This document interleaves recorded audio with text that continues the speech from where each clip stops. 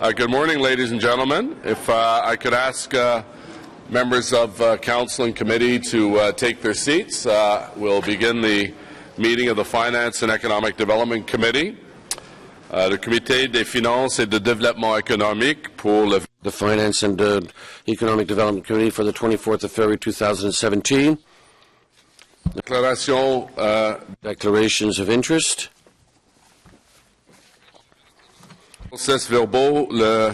And confirmation of minutes 6 December.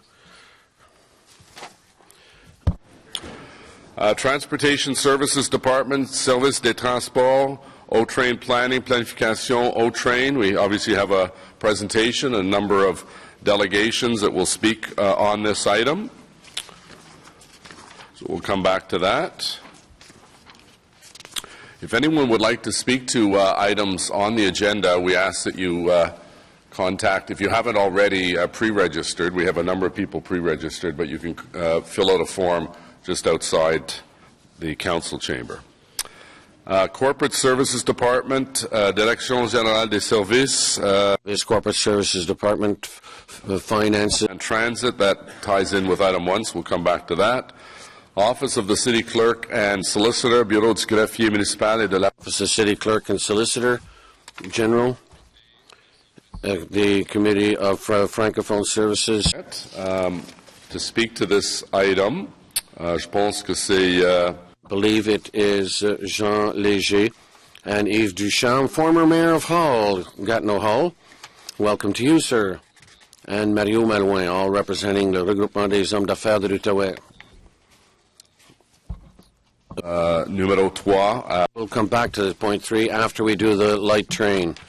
Delegations at the light rail plan, and then I know the groups that are wanting to speak on this item are in support of it. So unfortunately, we have a number of delegates for LRT that will come first. So we'll have to come back to item number 3.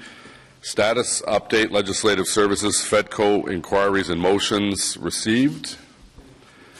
City representation and delegate attendance at the Federation of Canadian Municipalities, Association of Municipalities of Ontario, Association of Municipalities of Ontario, Francophone Association, and the OLG host municipality mayors meetings.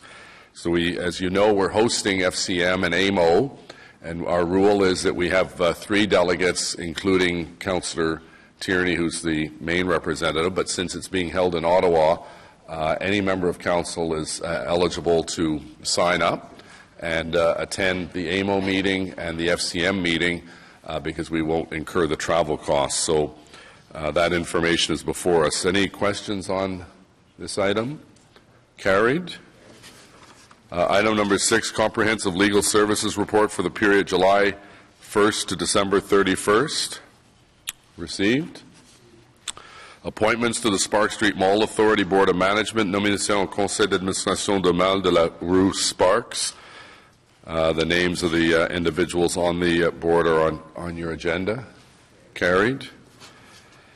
Planning, Infrastructure and Economic Development Department, Direction Générale de la Planification de l'Infrastructure et de Planning and Infrastructure Department, 230 and 260 Steam Line Street, demande de participation au programme de subvention pour la remise en valeur des friches industrielles 230 et 260 Rue Street.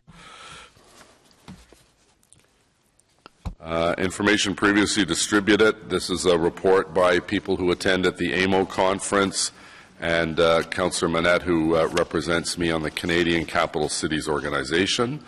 And so we'll go back to the first item. I'd ask if any member of council has a motion. If you're not on the committee, if you could ask a member of the committee to move a motion, if you could submit them to the clerk at this time so that public delegations will know which motions are before us, and we will ensure that they're circulated to everyone. So we're going to have, just to bring people up to, Just on a point of order, I think most people that are here for item number 1 are expecting to be here for a number of hours because obviously it's a long item. And I just wonder if, with the consent of the committee, we might be prepared to hear the much shorter item number 3 first in order not to have those people have to sit here for hours. I suspect it wouldn't take long to hear number 3, and it just doesn't seem reasonable to make them sit here all day. Is it the will of the committee to hear item number 3, delegations? I know they're in support of it. Ça, c'est une recommandation pour. It's a recommendation in support of the. Okay, alors, certainement. So certainly, I'll now invite then Mr. Léger and Mr. Yves Duchamp and Mr. Mario Malouin to come up. Welcome. There's a table next to Mr. Monette there, and it's there for you to sit and present.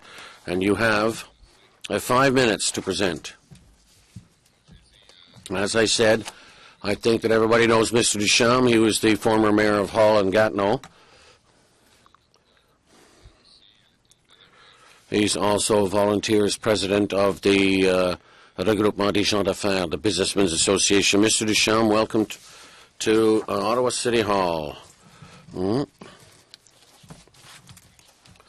So it's wonderful to be at this table here that has a bunch of people who are very effective, Mr. Mayor, members of the City Council and members of the committee. It's with a great pleasure that as President of the Regroupement des gens d'affaires that I come and present our position following on the tabling of the report submitted for your approval.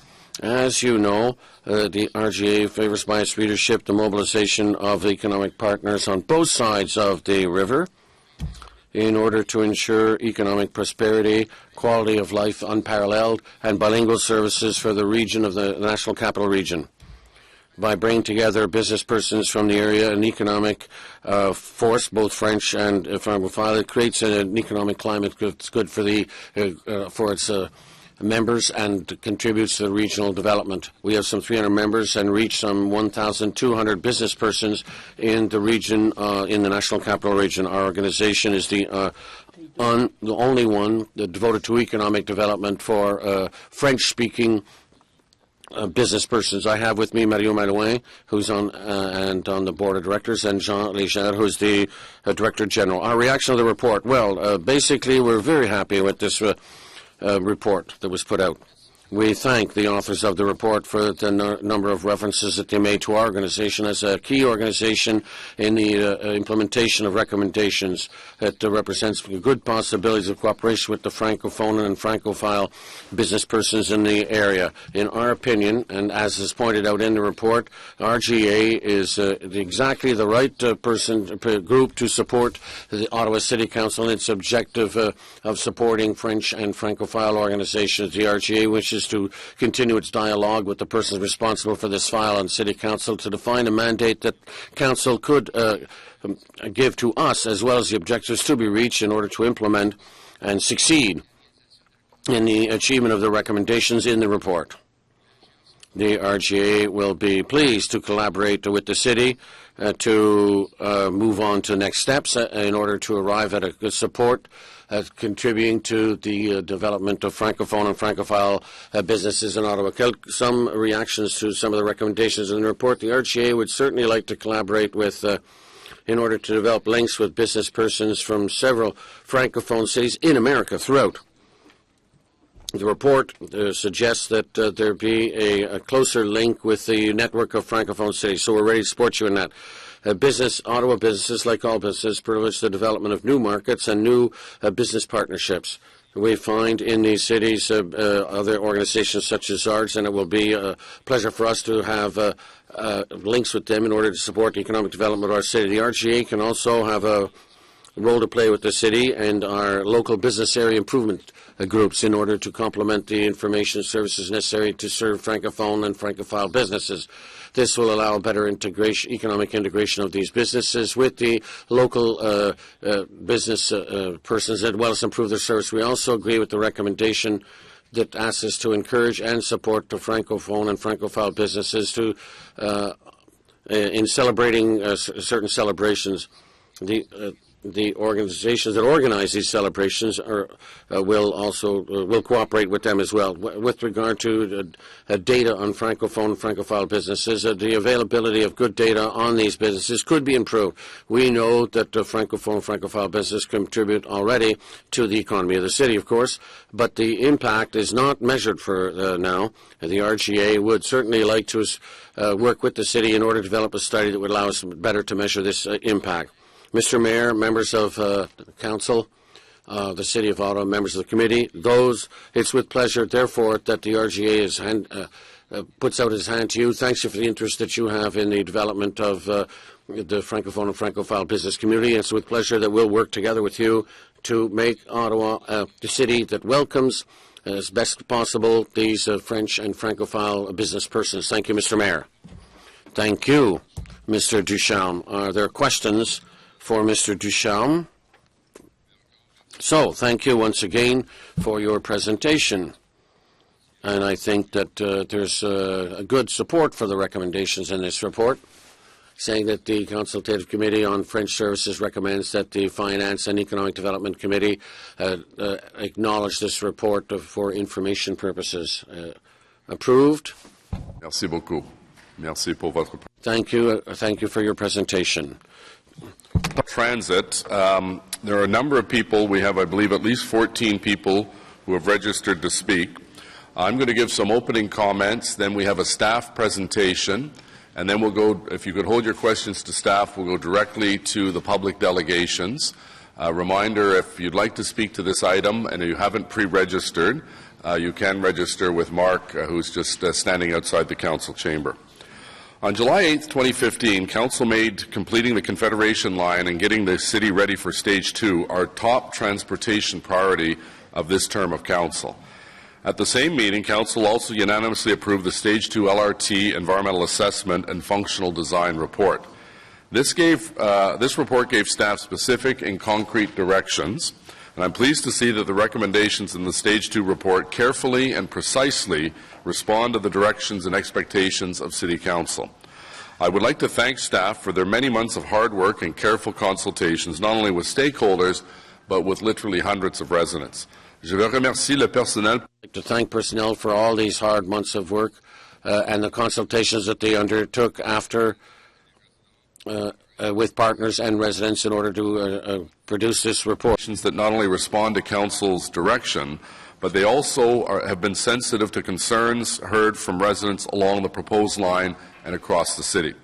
I want to take a quick moment to remind Council of a few of the specific staff direction staff received through the functional design on the core Stage 2 LRT project. Staff was directed to 1. Expand the Trillium Line south to Beauceville using current technology, 2. Expand the Confederation Line east to Place d'Orleans, and expand the Confederation Line west to Bayshore Station. We also asked staff to work to keep the estimated budget for the core project at or below $3 billion.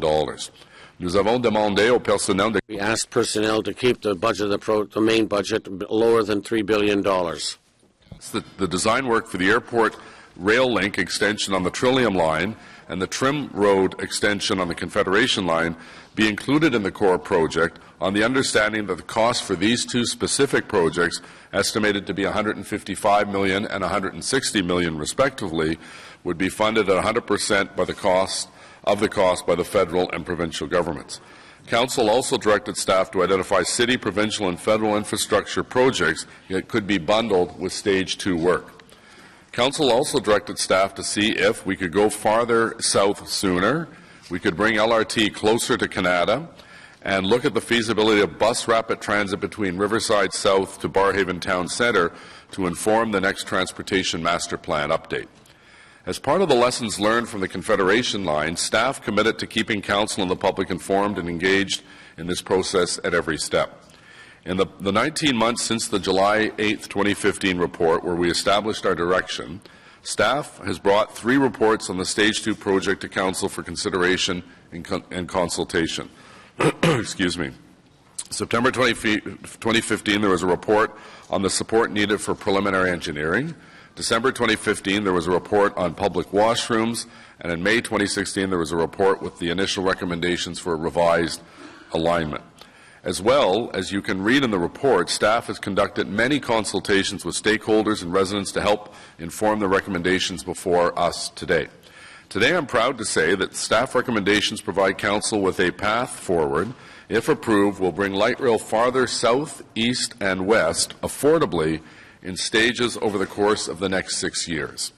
And they will allow 80% of the project to be competitively tendered so that the City can provide the public with cost and schedule certainty for these critical projects, as well as the best value for taxpayers.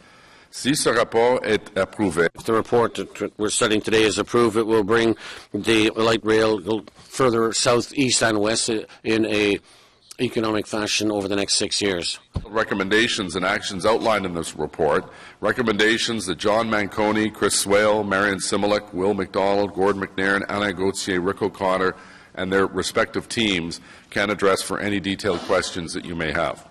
But I do want to take a moment to highlight how staff met the particular directions Council set. First, Council challenged staff to see what could be done to have revenue service on the Trillium Line before 2023. The recommendations before you will see revenue service begin in 2021, 2 years ahead of time. Council asked staff to see what could be done to get the train to Canada as soon as possible within the affordability envelope. The recommendations before you extend light rail from Bayshore to Moody Drive without increasing the core project budget.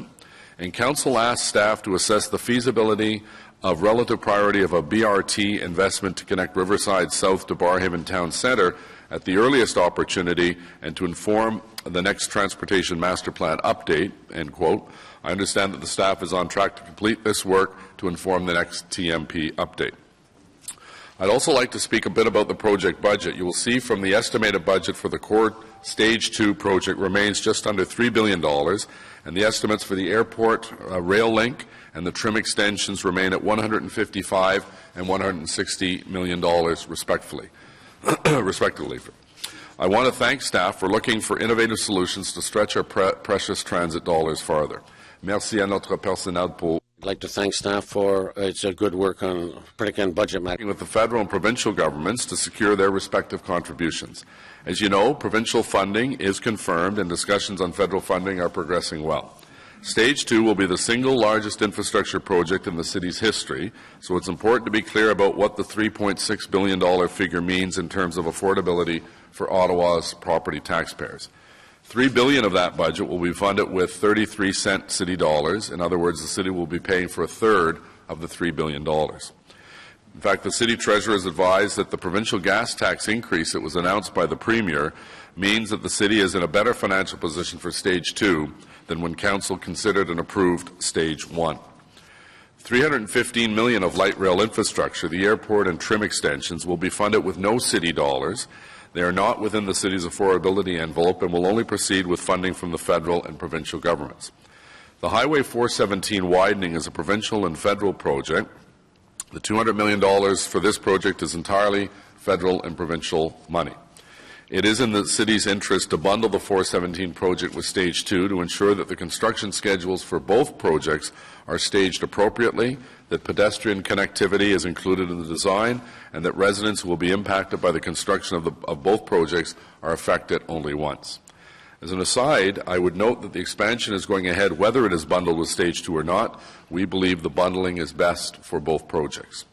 The $100 million for the bundled city projects is 100% city funds, but these are planned works already included in the capital forecast, and bundling them in with Stage 2 allows the city to construct them with cost certainty and the potential for savings from economies of scale.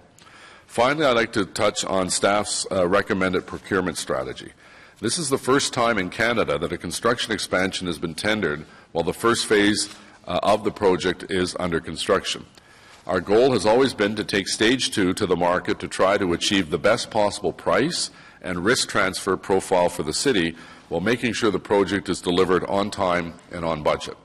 The market told us that with the Rideau Transit Group not only building the Confederation line, but contracted to operate and maintain the system until 2048, there would be no point in going to the market because RTG's advantage was too great for any competitor to overcome. With that information, staff from the Stage 2 office worked with our Chief Procurement Officer, Capital Transit Partners, experts with dozens of P3 procurements across North America, a fairness monitor. P3 Canada also played an advisory role on the procurement. Infrastructure Ontario, who provided advice and supports the recommended approach. Deloitte advised on both commercial and procurement structure of the proposed solution. And Norton Rose, a global leader in procurement law, was engaged to protect the city's interests and to ensure that all procurement structures meets all city bylaws and all provincial, national, and international procurement regulations and standards. After very careful consideration, staff was able to negotiate with RTG and is proposing a procurement strategy that will give us 38 new vehicles at less than the 2012 rates established in their competitive tender, reduce maintenance costs for the Confederation line by 30% over the life of the contract, and allow the city to put over 80% of the project to tender in a market that has told us they want to bid. Today is a very big step forward, but of course it's not the final step. Ceci est une étape importante dans la réalisation de... Today is an important step forward, but not the final step. What we're deciding on today at the highest level is telling staff what you want to send to the market, telling staff whether you agree with the terms we've reached with RTG that allow us to go to the market, and giving staff permission to get the city ready to begin construction once Council awards the contracts. Once approved, staff will be back with the results of the RFP and the related work in Q2 of 2018.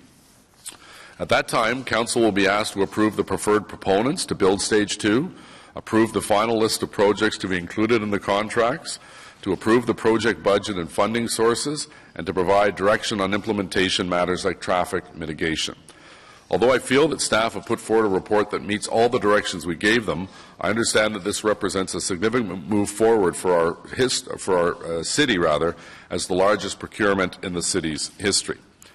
In addition to this public meeting and the technical briefing that occurred last week, and dozens of other public meetings that have taken place in the last 18 months, I've asked staff to add an additional citywide public information session that will be open to residents from all wards. We'll broadcast the consultation through social media to broaden the reach to residents and to enable the information to be more broadly shared. This meeting will be held at City Hall on March 1st between 6:30 and 8:30 p.m. and broadcast online and through social media. This is not the end of the conversation on Stage 2. There will be a number of public touch points in the months to come, and of course there will be public debate and consultation when the report is back at Committee and Council in Q2 of 2018. So without further delay, I'd ask staff to give us the detailed presentation. We have the documentation that was released at the public session last week, and I believe Mr. Manconi is going to begin. Thank you, Mr. Mayor. Good morning, everyone. In a moment, I'm going to be asking Chris to take you through a detailed presentation on this program. But before I do that, I want to take a moment and introduce the people that are with us here today with Chris and I. We have Mr. Jeff Gilbert of Norton Rose, who's to the left of Chris. He is our legal advisor on this project, and he has extensive experience in P3s and in working on complex projects around the world, and has been a key resource on this project. Will McDonald, who you know is our Chief Procurement Officer, he, along with the Fairness Commissioner and Jeff, will be ensuring that the procurement process meets and exceeds all our city rules, bylaws, and best practices. Also joining us today are Charles Wheeler and Peter Schwartzengruber, who are the owner's engineers team members, and they're joining us along with Isabel Jasmine and Rick O'Connor, who have been instrumental in the financial and legal oversight of things. I also want to take a moment and remind committee how this project is being managed. Chris, who is the director and reports to me, has an owner's engineer team working with him every day.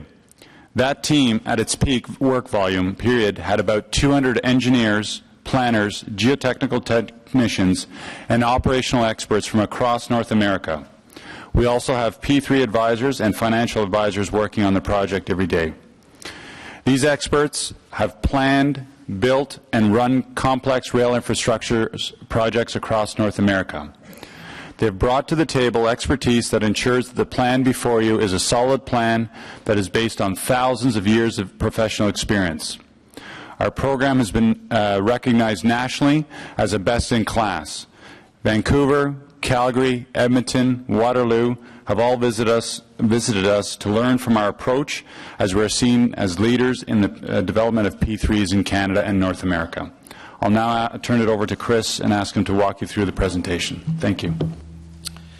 Thank you very much. Good morning. Today's presentation will be similar to the one that I gave last Friday, but we've added some additional points of focus. La présentation d'aujourd'hui, c'est Presentation is quite similar to that we did last week, but we had some specific points. 2015 report, which set staff out on an ambitious schedule to get Stage 2 built on the heels of Confederation Line. We've brought on our owner's engineer. We've made improvements to the alignments, held dozens of public consultations and targeted working groups, performed connectivity studies, updated estimates, had all 3 EAs approved, and have gotten this project to a point where we are confident we have done the work and the thinking to put together the solid, innovative plan that we are recommending to you today. As you have read, the report is broken down into 3 parts. Part 1 describes the alignment improvements that Council is being asked to endorse, changes that were subject to public consultation and were included as part of the Confederation Line West EA process. It also recommends the addition of Trim, Airport, Moody, and other bundled projects to be added to the Stage 2 project, of course, subject to funding. This essentially paints the entirety of what we plan to build and how we are trying to achieve as much value and scope for the city as we possibly can. Part 1 also distinguishes between those project elements that would be cost shared by the city and those project elements that, while still being delivered by the city, will be funded at other levels of government. Part 2 lays out the proposed approach that staff is recommending to hold a vigorous competition and the role RTG will play in setting the stage for good market participation. La troisième section de Third part of our report will explain the specific activities that the city will undertake for implementing Stage 2 of the LRT. Some of the specific activities the city will continue to undertake to be ready to implement Stage 2, including approaches to maintain mobility and bus service through construction, as well as the approach to assembling and getting access to required lands. So, here we go, expanding the LRT project. Further to the alignment improvements presented to Committee and Council in May of last year, the improvements listed here are being recommended for the Confederation Line West extension and Trillium Line extension. For Confederation Line West, this includes improvements to the alignment at Richmond Road, Lincoln Fields, Iris Station, and Bayshore. For Trillium Line, this includes relocating and building a new maintenance and storage facility, and improvements to the airport station and the Leitrim overpass. I'll go into further detail on each improvement in the following slides. As mentioned, the Confederation Line West changes have been brought forward following extensive public consultation and were incorporated into the recently approved EA, subject to Council endorsement. Some additional EA approvals will be required as a result of the additional changes this report also recommends. You will recall that in May of last year, we recommended an adjustment at Cleary Station that shifted the alignment through the property at 747 Richmond Road so that the station entrance could front onto Richmond itself.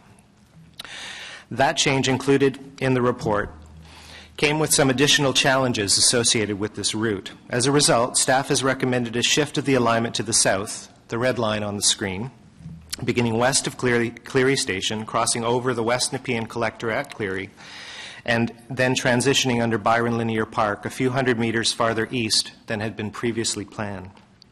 This shift will save 15 to 20 million in construction costs. It reduces the construction duration by approximately 5 to 6 months and minimizes property and utility impacts. It also creates an opportunity for us to enhance the Byron Linear Park upon completion of LRT, as illustrated in the next slide. The capital costs savings associated with this improved Richmond alignment allows us the opportunity to restore and enhance the park between Cleary Avenue to west of New Orchard. The city is working closely with the community in developing an enhanced park concept, which is illustrated here, which will make the park more contiguous and will also help reduce cut-through traffic and increase the park's overall size. We're also working with the community on the Richmond Road Complete Street initiative within the corridor. These integrated projects will create a more calm and safe, yet still vibrant corridor for residents and visitors who frequent the park, as well as those who travel through it on all modes. This slide illustrates the recommended shift at Lincoln Fields, which will see the alignment move from within the floodplain, illustrated here in blue, to the alignment outside, illustrated in red. Not only does this shift eliminate the flood risk to LRT operations, it also lightens our infrastructure footprint and allows us to keep this section of the transitway open throughout Stage 2 construction. This shift can be implemented at a comparable cost and would include a new Lincoln Field station, a new LRT tunnel under Carling Avenue, and a new fare-paid bus terminal reoriented to provide improved station integration with the overall transit network. Staying at Lincoln Fields for a moment, the recommended revised station also provides operational flexibility to turn trains around at Lincoln Field Station and the opportunity to insert empty trains in the morning rush hour to enhance capacity through the downtown core. This ability to add a train, coupled with Stage 2's implementation of a pocket track at Herdman Station, will allow the city to run what are dubbed day trippers. These are trains that can start empty and run to and from Lincoln Fields and Herdman. This will help provide more capacity into and through downtown at peak periods or after major downtown events such as Canada Day or Blues Fest. The functional design concept at Iris Station included a new station integrated with a new Iris Street Bridge configuration to provide grade separation between the LRT alignment and Iris Street. However, detailed analysis demonstrated that this LRT Iris Street Bridge configuration conflicted with the existing Pinecrest Creek culvert, shown in yellow on the slide. To address this conflict, staff are recommending relocating the Pinecrest Creek to cross under the LRT alignment farther south of Iris Street. Pinecrest Creek would then pass under Iris along the west side of the LRT alignment and continue along the west side where it rejoins the existing creek, as shown at the top of the slide. Further west at Bayshore, staff recommend shifting the station 75 meters to the east, station platform, I should say. This will allow for an improved access to the station as well as a direct future connection for passengers to access the shopping center. The current connection from the bus station to the shopping center via the elevated parking pedestrian bridge connected to the third level of the parking garage, that would still remain. Costs associated with shifting the Bayshore station slightly to the east are negligible. If this connection is pursued, the property owners of Bayshore Shopping Center would be responsible for constructing and funding. Discussions between the city and the property owners are ongoing. While the shift improves public access and potential future connectivity, during staff's work to update and refine designs for Bayshore Station, it was determined that additional space is required to facilitate bus-to-train transfers at this location, more than had been previously accommodated for in the Confederation Line West EA. And I'll speak to that EA process a little bit later on in the presentation. Now shifting over to Trillium Line, the initial functional design maintained Trillium Line's Walkley Yard maintenance and storage facility at its current location. However, after further assessment, it was determined that the construction of a new maintenance and storage facility on city land, west, just on the other side of Albion Road, as shown in the graphic on the left, is preferred at a comparable cost to renovating and expanding the current Trillium Line Walkley Yard. It's to the city's advantage to have a potential proponent build on land we already hold, new, without impacting adjacent residents or businesses. Airport Station has been reviewed in consultation with the Airport Authority to explore opportunities to improve the location by shifting it closer to the terminal itself. The improved station location in this diagram is shown in the large red oval on the graphic. The previous design located the station within the parking garage shown in blue in the small oval. It gets a little cut off at the bottom of the image. The new station would connect to the terminal via an elevated pedestrian link and hold some opportunity for the airport to implement a modest expansion. The Leitrim Road overpass, which is difficult to show on a slide, so I don't have an image, is also being shifted north from where it had been located previously to better maintain private property access and minimize property requirements on the south side of Leitrim Road.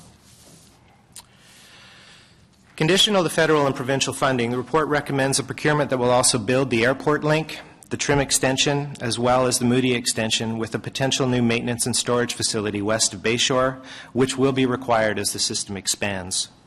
Trim and the airport link would require 100% funding from the federal and provincial governments, and Moody, we believe, is achievable within the $3 billion core Stage 2 program. L'extension à Trim. The Trim extension and the airport link would require 100% funding from the federal and provincial governments. We believe that Moody can be constructed for less than $3 billion. Decide what can be built and at what price. But our work on the preliminary engineering design for these extensions are ongoing to ensure that the city has this option to proceed. The next slides give us a little bit more detail on the scope of each of these extensions. Extending Trim would involve going 3.5 kilometers farther east from Place to Trim. It includes a new Trim station, a new interchange at Trim Road, and its design protects for 3 additional future stations as development increases along the corridor. The airport link will add 4 kilometers of track connecting at South Quays that will be fully independent of the main line to improve reliability. It includes 2 new stations, one at the EY Centre at Uplands and another at the airport terminal itself. While we're installing infrastructure to protect for direct-to-Bayview service, we anticipate that it will operate such that it will require 2 transfers, one at South Quays and one at Bayview, to get from the airport to downtown. The Moody extension, as the Mayor referenced previously, aligns with the city's TMP, which envisions an ultimate rapid transit plan that extends west of Bayshore to Canada, and follows Council's direction to also assess the feasibility of achieving, at the earliest opportunity, advancing grade separation at Holley Acres. As ridership grows, a Western MSF to accommodate additional vehicles will be required sometime between 2031 and 2035, sooner if the city chooses not to store vehicles for light maintenance at Baseline Station. It's anticipated that with cost compression and by challenging bidders to meet the expanded scope within an affordability cap, both the extension and MSF can be accommodated within existing budgets. Should the extension and additional MSF not be possible within that affordability cap, these items will be subject to descoping. The benefit of going to Moody includes improved customer service, increased ridership, and significantly reduced capital and long-term maintenance costs associated with the new maintenance and storage facility at Moody, as compared to the previously planned site at Woodruff. A location at Moody or farther west is operationally and financially preferred, and for that reason, the report recommends the city abandon its plans for the Woodruff site. In total, these 3 extensions would add nearly 10 kilometers of rail and 4 additional stations, which, when combined with the core Stage 2 program, would essentially triple the total length of the O-Train system 5 years after Confederation Line opens in 2018. If approved, we will need to take immediate action with respect to EA approvals and designs to ensure timely coordination with the Stage 2 procurement process timelines. The July 2015 report directed staff also to identify city and senior government planned infrastructure works for potential bundling opportunities. Le rapport d'abord aussi la question. The report directed staff to identify potential bundling opportunities. What I would like to explain right now, more in detail in the following slides. Budgeted Highway 417 expansion project from Maitland to the 416, selected city infrastructure works, and subject to funding, a section of Highway 174 between Montreal Road and Jeanne d'Arc. Bundling these projects would allow the city to address coordination and schedule risk and allow it to benefit from cost compression, building on lessons learned from the successful bundling of the 417 highway widening project that was done with Confederation Line. The province supports the proposed bundling approach and has indicated its willingness to allocate the appropriate funding to the city, which will include financial and legal support for the integration of MTO's design and construction standards. It will include project financing, capital cost of construction, detailed design, and compliance oversight. The city will not be at risk for any costs associated with this work and is also working to enhance the bridge designs to better accommodate pedestrians and cyclists to maintain consistency with the design of the adjoining bridges over the transitway. The report also identifies approximately 20 city projects that would benefit from being bundled with Stage 2, some of which are considered essential to the project. This list includes selected rehabilitations of infrastructure and some new road, bridge, sewer, and culvert works.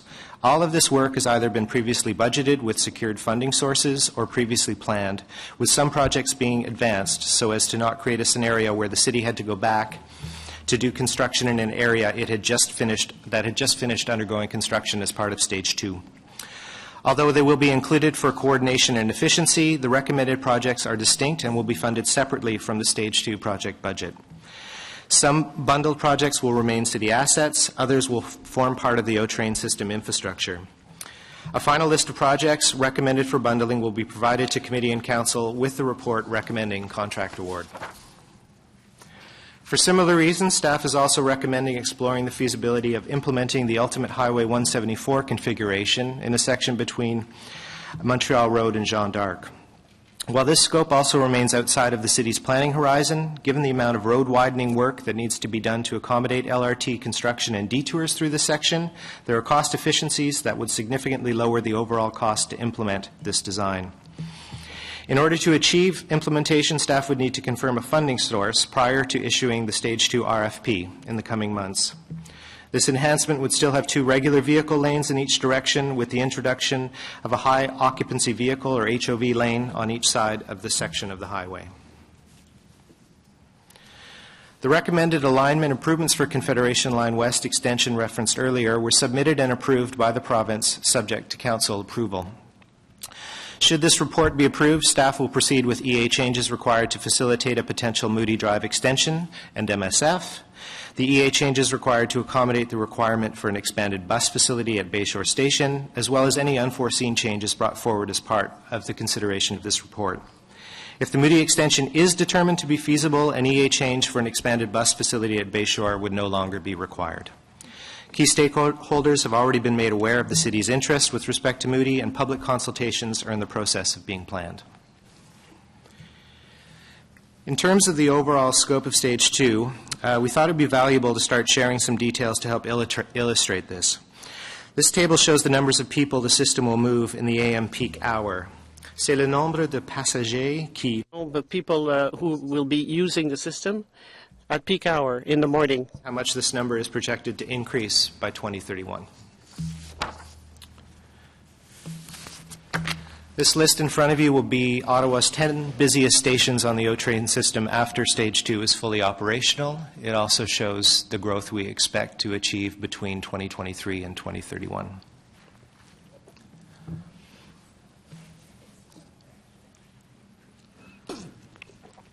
Park and ride capacity is also of interest for many of your residents, as the city is constantly struggling to keep up with demand.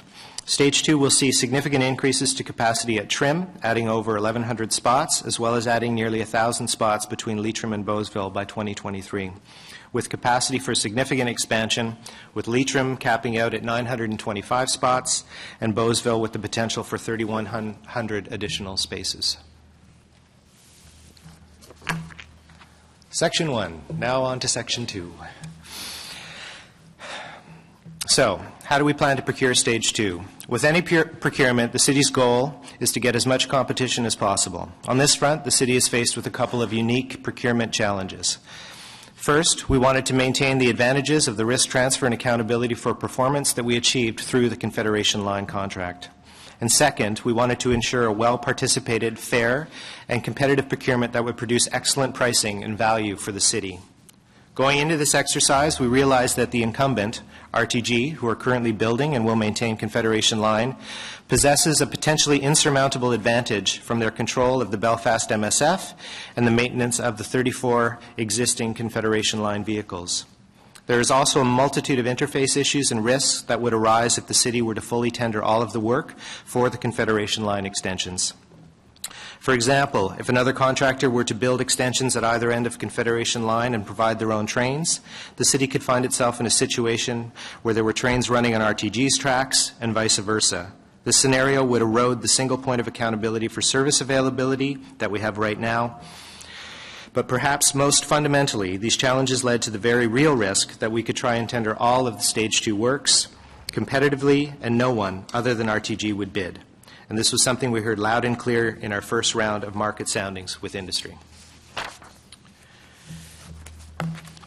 Given this unique procurement context, staff undertook a procurement analysis based on the following objectives.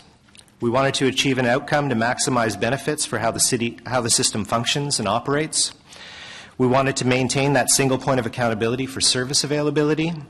Just as it is now with Confederation Line, if something goes wrong with service, a single entity is responsible for correcting it. We wanted to drive competition to meet the capital budget, and we also wanted to minimize maintenance and operating costs over the long term to 2048. We wanted to access and see if we could benefit in terms of price reductions from the efficiencies within the existing system, and we wanted to set conditions for optimal risk transfer, both for the build and ongoing maintenance and operation. As a result, the project team determined the best course was to enter into discussions with RTG to negotiate a limited extension to the Confederation Line scope and project agreement to determine if it would be possible to extract available efficiencies that would be favorable to the city. And as you have read, we've come to a fixed price agreement, or MOU, with RTG, which staff believes represents excellent value to the city and which I will take you through the details of in the next slide. The remaining works for Confederation Line East and West extensions will be procured as a design-build short-term finance competitive tender. RTG, via the MOU, will oversee and provide maintenance services for what is built, and a key condition of this agreement is RTG has agreed to take themselves out of the competitive bidding process. Trillium Line extension will be procured as a design-build finance and maintain. What would be different in this procurement from Confederation Line is the proponent would take over responsibility for maintaining the existing vehicle fleet as well as the existing line. As RTG has no competitive advantage on this project, they would be permitted to compete. So let's look at the scope of the works the city will assign to RTG. If approved, RTG would provide the expanded Stage 2 fleet, ensuring system integration. They will expand the Belfast MSF to continue to build Stage 2 vehicles after the full Confederation Line fleet is finished. They would also provide communications equipment to make sure the system functions as a single, seamlessly integrated whole. They will support the city in approving design where it could impact service delivery or the quality of the build, and they will still hold the single point of accountability and the same risk profile for the expanded line as they hold today for Confederation Line. The total capital cost agreed with RTG in the MOU is $492 million, the majority of this being the purchase and delivery of 38 additional light rail vehicles. These additional vehicles would be maintained by RTG with rates that are extensions of the bid prices in the original Confederation Line competition, with reductions corresponding to the efficiencies of scale and operation. So not only does this MOU achieve our objective in terms of system maintenance and performance, it also achieves our objectives when it comes to ensuring a robust competition. With RTG out of the Confederation Line expansion bid, we can be assured of a robust competition for the remaining $2.5 billion DBF procurement. We can also be assured to get good competition on the DBFM for Trillium Line. This was confirmed earlier this year in a second round of market soundings with approximately a dozen major construction consortiums. So, what about the pricing? The fixed price MOU also secures excellent pricing value. In 2012, the city paid approximately $10 million per vehicle. With this fixed price agreement, we would pay $8.9 million per vehicle. For vehicle maintenance, which is paid on a per kilometer basis, we received a reduction from $2.45 a kilometer to $2.27 a kilometer, which is approximately 7%. For infrastructure maintenance, we went from $1.4 million a year per kilometer to just over $1 million per year per kilometer, which is a 30% reduction. All elements of the MOU were either demonstrated to be priced better than what was received through competitive tension, or where there was no previous price established for comparable service, was confirmed to represent good value to the city through a third-party estimator. It's important to note that the improved maintenance pricing applies to the whole system, meaning that the result of the negotiations result in savings on the original maintenance contract as well. I just want to illustrate, and this is just meant to be illustrative, what that means for the city's books. If we were to simply price the maintenance for the expanded system at the competitively awarded Confederation Line pricing, the city would pay approximately $800 million more between now and 2048. This represents a $30 million a year savings. If we were to only look at the Confederation Line Stage 1 maintenance prices, these are reduced by approximately $300 million between now and 2048. The balance of the total costs will form the project budget for the extensions taken to the competitive market in two competitions. One for Confederation Line extension, including the extension to Moody and Trim, the other for Trillium Line, including the airport rail link. So the summary of the Confederation Line full competitive bid scope with bundled projects is $2.5 billion and includes 28 kilometers of track with a 3-kilometer tunnel, 16 stations, installation of train control systems, the 417 highway widening and city bundled projects, short-term financing costs, contingency, property, preliminary engineering, staff support, etc. And on the right side is RTG scope, which we've just reviewed. For Trillium Line, the scope to be competitively tendered would include upgrading the existing 8 kilometers and 5 stations, the construction of an additional 11 kilometers of track and 7 new stations, city bundled projects, city-led procurement of the additional vehicles. Once the vehicles are selected, Project Co would be responsible for delivering and commissioning those vehicles.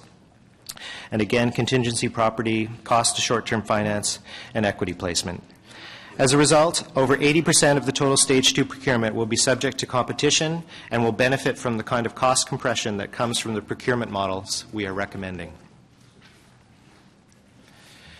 Beyond the wealth of support the Stage 2 office receives from our colleagues in legal, supply, real estate, planning, infrastructure, finance, and other city resources, I just wanted to take a minute, as Mr. Manconi did before me, to highlight the depth of experience we have on this project. The procurement recommendations that are before you were informed from lessons learned based on the team's experience on every AFP transit project and through extensive analysis by a team comprised of technical, financial, commercial, and legal advisors who are experts in this field. Since the report was released, we have received calls from across Canada and as far away as Jerusalem to tap into this team for advice on other projects that are facing similar challenges. And just like Confederation Line, Ottawa is again leading the way as we continue to build on the successes of your award-winning Confederation Line project. In terms of timing, if approved on March 8th, we would very soon afterwards issue RFQs for both procurements, followed by RFPs after we have received confirmation of federal funding and eligibility. We anticipate that we will be back to Council in Q2 of 2018 for contract award, which will outline the final scope and costs of the entire projects. The start of construction would follow later that year. The third and final section goes through other specific activities the City will continue to undertake to be ready to implement Stage 2.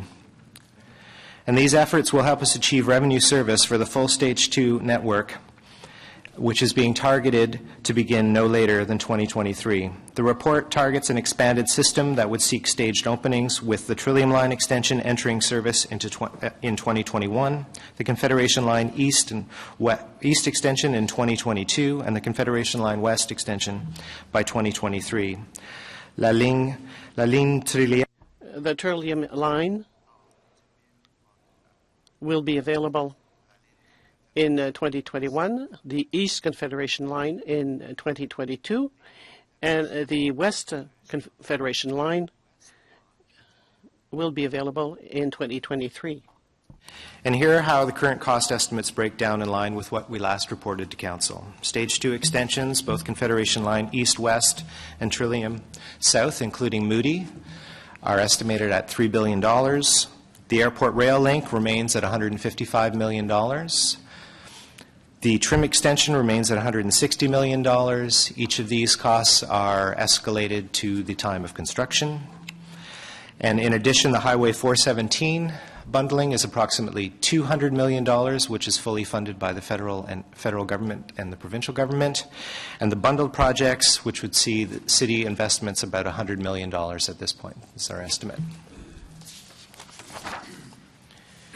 And this is how the same budget is reapportioned according to what we're recommending with the two competitive procurements. Confederation Line at $2.5 billion, including the East and West extensions, with Moody, Trim, and the 417. RTG scope at $492, Trillium Line at $535 million, and the bundled projects will be added to either Trillium or Confederation Line procurement as appropriate after being confirmed through our work during the in-market period. To summarize where we are with our government partners, last June, Premier Wynne made a funding announcement that would see the province contribute up to $1 billion for the core Stage 2 program, as well as a contribution of 50% of the capital costs for both Trim and Airport. In addition, the federal government is already giving support to this project through the first phase of PTIF. Last year, the federal government launched the first phase of PTIF, and with this contribution of $65 million to Stage 2. Later this year, it's set to launch the next phase of its entire suite of infrastructure programs, including PTIF and the Green Infrastructure Fund. Once this is in place, a formal federal commitment can be made to the project. In the meantime, based on staff confidence that federal support will be forthcoming in the near term, the report recommends that the City release its request for qualifications soon after the report is passed. And then, only after funding and eligibility are formally secured, we will go on to release the RFPs. Doing so will allow the Stage 2 schedule to be maintained while not putting City dollars at risk. Many of the strategies and design changes that we plan to employ for the build have helped on the detour front. The alignment shift at Lincoln Fields, for example, will allow us to keep most of the existing section of the transitway open throughout construction. We will maintain transit lanes along the 134 throughout construction, or 174 throughout construction. The 417 will also be used for detours when the Pinecrest to Bayshore section of the transitway is shut down. We will also delay some detours as long as possible, such as the detour between Iris and Baseline that will have to use Woodruff, as well as the detour that will occur at the west end of Scott Street once the transitway needs to be closed from Tunney's to Dominion. As for the 16-month shutdown on Trillium Line, transit priority measures along Bronson and Carling will enhance this route, while OC Transpo has confirmed its preference to continue to run buses along Preston as opposed to the Sherwood-Bayswater option mentioned in the report. This option will be reserved for when Preston is closed or should an unplanned event occur. The report gives staff authority to start moving on property acquisition as well, properties required to facilitate the project. There are about 54 property owners, 47 of which are private, and others include public agencies. All are aware of the project impacts, and discussions remain ongoing. We will continue to use our communications and stakeholder relations program team. They, along with planning staff, have been critical to the success of Confederation Line to date, as well as for support at the nearly 30 open houses that we have done in support of Stage 2. This does not include meetings with property owners, condo and apartment residents for information sessions, various working groups, and numerous kitchen and coffee table meetings. The point here is the consultations we have done have not always been easy, but they have very much been worthwhile, and we would not be where we are today without the input of the community this transit system will serve. We talk about our goal of making this a world-class system. I can tell you, the time the residents of Ottawa have devoted to this project is helping us achieve this in spades. As a result of these design standards being approved by Council in December, of the design standards that were approved by Council in December 2015, public washrooms were to be provided at 7 stations on the city's O-Train rapid transit network: Baseline, Bayshore, Bayview, Blair, Herdman, Place d'Orléans, and Tunney's Pasture. Should funding commitments and project affordability accommodate the implementation of Moody and Trim extensions, then both Trim Station and Moody Station would be outfitted with public washrooms as required by the Ontario Building Code. These washrooms would be in place of the washrooms at Bayshore Station and Place d'Orléans. They would no longer be the terminus stations. Beausville Station, although not an Ontario Building Code requirement, will have a station, as staff is still recommending that washrooms should be there as it is a terminus. Stage 2 LRT project will include art projects along the alignment at various stations and as part of the Richmond Road Complete Street and the Byron Linear Park Enhanced Restoration Initiatives. The City Public Art Program Office will develop a public art plan to guide the integration and implementation of public art within the Stage 2 LRT project.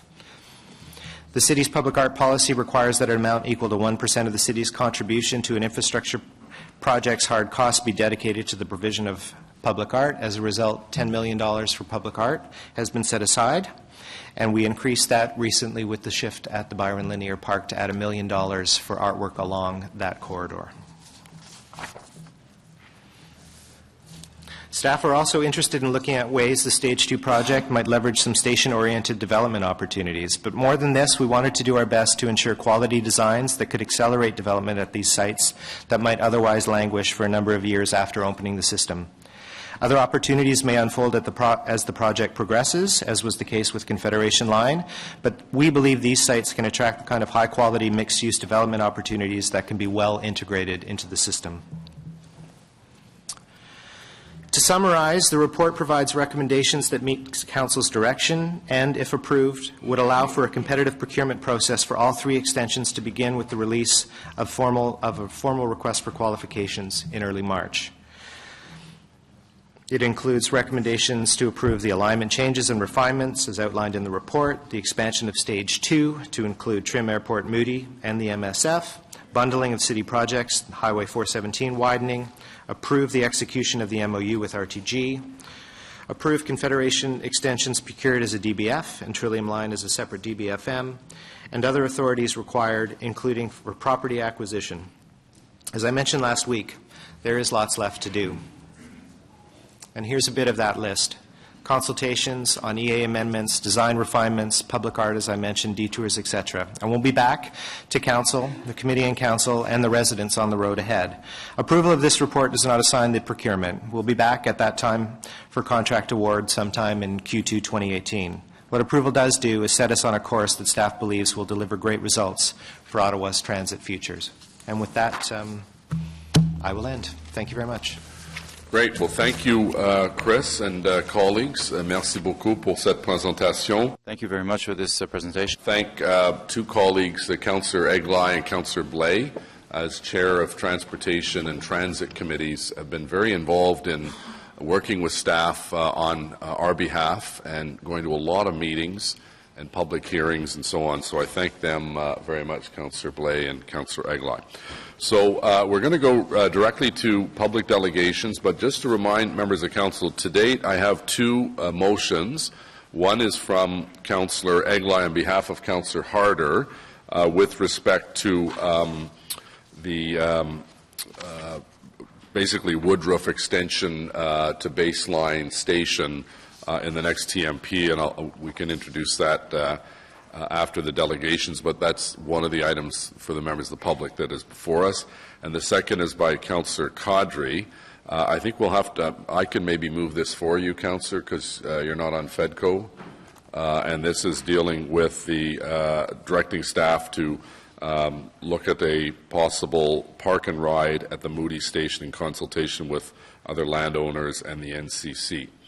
So we'll come back to these, but these are the two. Does anyone else have any other motions at this point? Okay.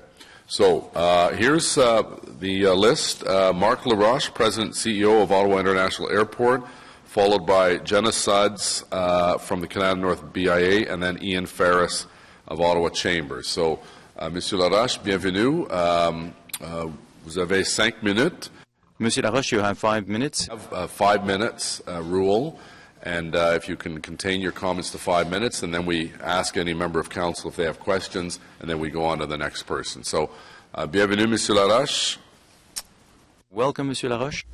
Good morning, Mayor Watson, Councillor Chamturi, councillors. The authority was established in 1997 as a not-for-profit, non-share capital organization operating under a long-term ground lease with TC until January 2077. We do not receive any funding for our operations and pay bill to the city and rent to the federal government. Our vision is to be a world-class gateway for Canada's capital region and an economic engine that drives prosperity to our community. With a total gross output of more than $2.2 billion each year and more than 5,000 direct jobs serving 4.8 million passengers per year and growing, it's clear that we have achieved the second part. The authority's collaboration with the city has a long history. We started working on the development of a north-south rail corridor as far back as 2003, and several other plans leading to the 2013 TMP, including consultations. When the city announced its new transportation master plan in 2013, several options were discussed, including an affordable plan that was presented as the preferred way forward for the LRT. This plan foresaw the expansion of the airport to meet the needs of multi-occupant vehicles and buses not having a link up to the airport. Was being planned at a later date, but knew that we had to advocate for a link in Stage 2 to get it done sooner, and so we did. We became vocal on the topic, and while many wanted to believe that we were initially against LRT to the airport, because of the impact it could have on our non-aeronautical revenue base. The reality is that we understood the link between an effective transportation system that includes great surface access to our airport campus and the economic benefits for our community. When I addressed the committee on June 29, 2015, I talked about the importance of timing and said we had the opportunity to do it right, to build it now, or risk losing the airport link forever. With the full support of the Board of Directors, I also made an important commitment, which was to fund the airport terminal station. The authority stands by that commitment. Finally, I asked for the City to champion the airport link to be part of Stage 2 LRT. I am pleased to say that you did, and we are grateful for it. J'ai eu le plaisir d'être présent quand la I had the pleasure of being present when Premier Wynne announced that Ontario would finance the project. It seems also that the federal government, will also come true with its support, and we thank it for that. Have worked through many technical briefings and discussions to find the solution that links the airport to the Trillium Line and downtown. As mentioned during last week's technical briefing, a transfer is anticipated for LRT users traveling between the airport and Bayview Station. Would we prefer direct access? Absolutely. But we understand that decisions had to be made as the City designed a system that will fit an affordability framework that has many constraints. We have also been reassured that the design and construction at the South Quay stations will allow for direct service operations between the airport and downtown Confederation line. We would further ask that the City tender process for the Trillium Line extension and airport link incentivize the operator to place a high importance on the travel experience of commuters between the airport and downtown, and that their proposal offer the possibility of a direct link, at least during off-peak hours and weekends, and more often if it does not have a negative impact on other commuters on the Trillium Line extension. Business and leisure travelers to and from the airport, like other commuters on the Trillium Line, need predictability, reliability, and frequency if they are going to use mass transit to and from downtown core. To that end, we know the City will do everything it can to make any transfer process as seamless as possible and will include this as an important criteria in identifying the best proposal. Nous poursuivons notre collaboration. We continue our cooperation, and we are presently developing an MOU confirming our roles and responsibilities. Be the world-class gateway for Canada's capital region. I would say that we're getting much closer to that reality thanks to the City's support. In closing, to quote Henry Ford, a car guy, not a rail guy, if everyone is moving forward together, then success takes care of itself. In this case, it has been multiple levels of government, many private entities, and a lot of passion to move the yardsticks forward as much as we have in a few short years. I know the effort will be worth it because together we are ensuring that Ottawa is and will continue to be a world-class city, providing world-class transportation for residents and visitors, not just now, but for the future to come. Thank you. Merci. Right on time. Merci. Councillor Deans has a question to Monsieur Laroche. Well, thank you very much for being here this morning, Mr. Laroche, and for your generous contribution offer for this project. Obviously, that's very helpful. I just want to talk a little bit about the functionality of this line and what you anticipate the impact on the ridership will be. And I guess I also want to know who you think is going to take this train. I heard you say in your opening statement that there are 5,000 direct jobs at the airport. So do you expect that it will be employees at the airport riding the rails, or will it be visitors to the city or business people that are coming in for meetings? Have you looked at how many you expect to go downtown and what impact of 3 trains? I mean, the way this is set up, it's 3 trains, 2 transfers. You get on at the airport, you transfer at South Quays, you go down to Bayview, you get off, you get on another train to go downtown. What impact is that going to have on the probability of people, especially traveling with suitcases, are going to take the train? So, Councillor, first of all, we are not the modelers of the transit. It was definitely a question of modeling and ridership could be asked to the transit group or Chris Wales group. They're the ones that model it. What I see, though, is that of the 5,000 employees, yes, there's going to be some that are going to be using mass transit. The current bus ridership are going to be using it. I do see travelers using it. It's not all travelers that have large suitcase. A lot of people come in for the day and back and forth, and they need that predictability. In the future, we're having more and more issues with ground access to the airport. We have congestion in the morning and during the night, and having an option that has a specific time and specific frequency and predictability is important. So I see good ridership growth when it does occur.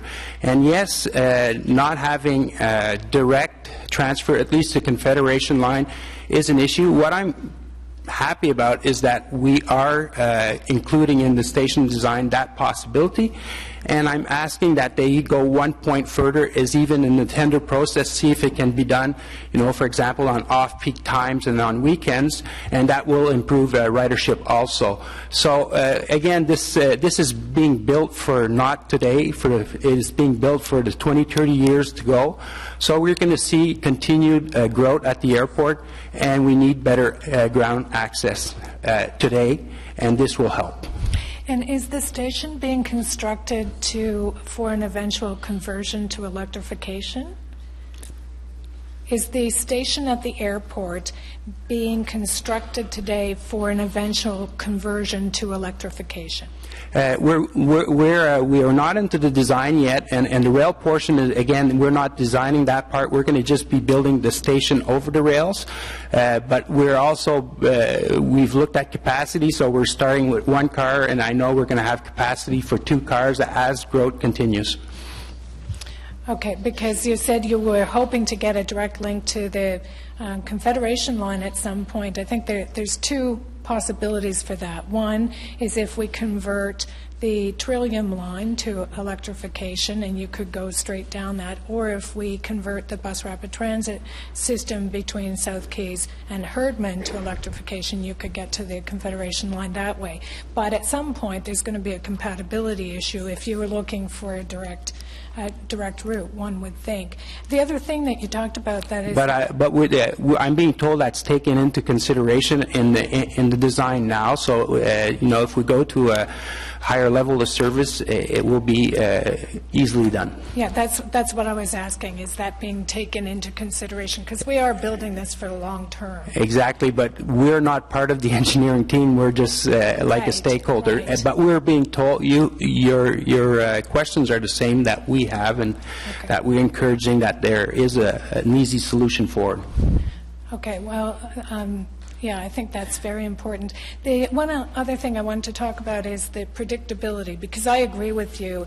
Having predictable schedules is going to be very important to encourage ridership, especially when you're looking at 3 trains to downtown.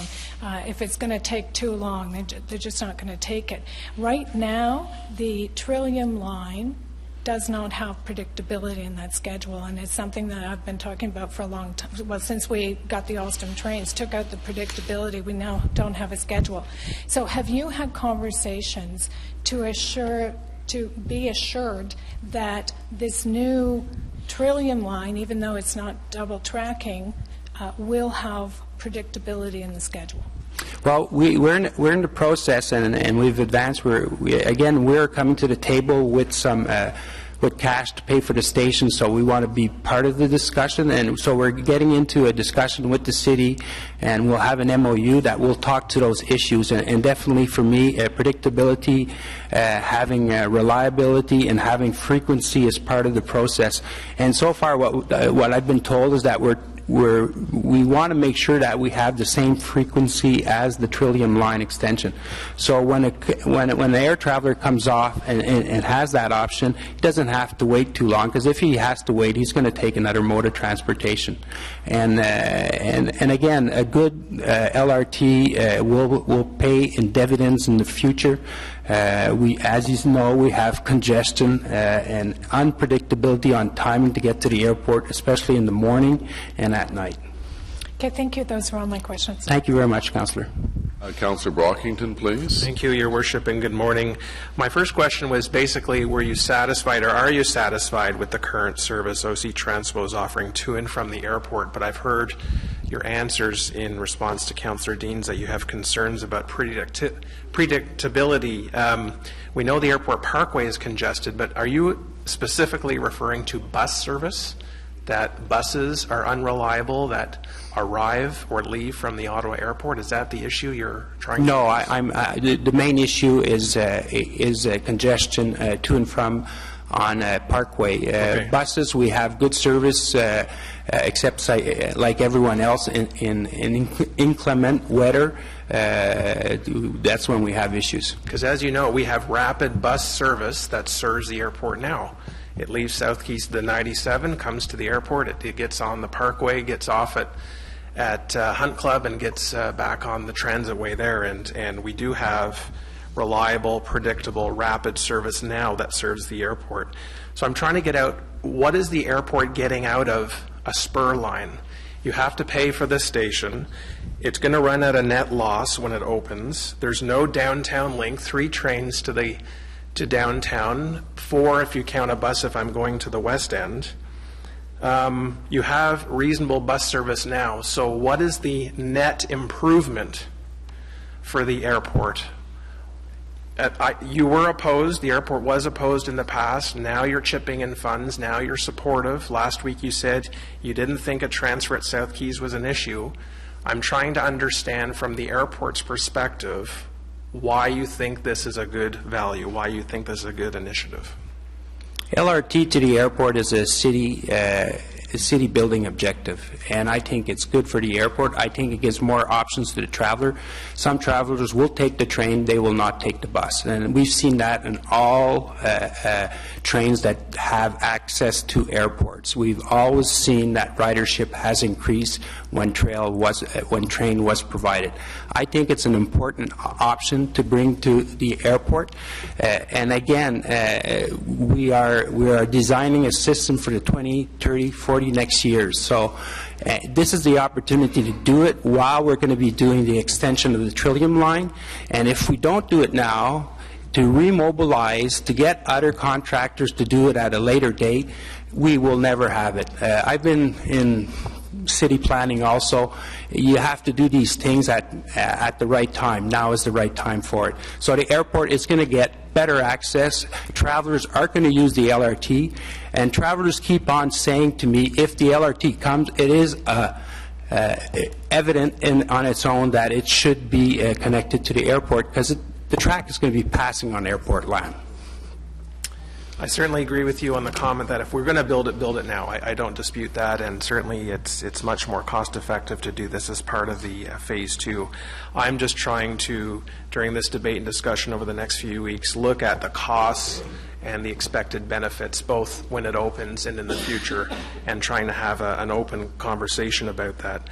Do you make available your passenger projections, the volume of your passengers over the X number of years? Is that for public consumption? Is that available? And how far out do you project?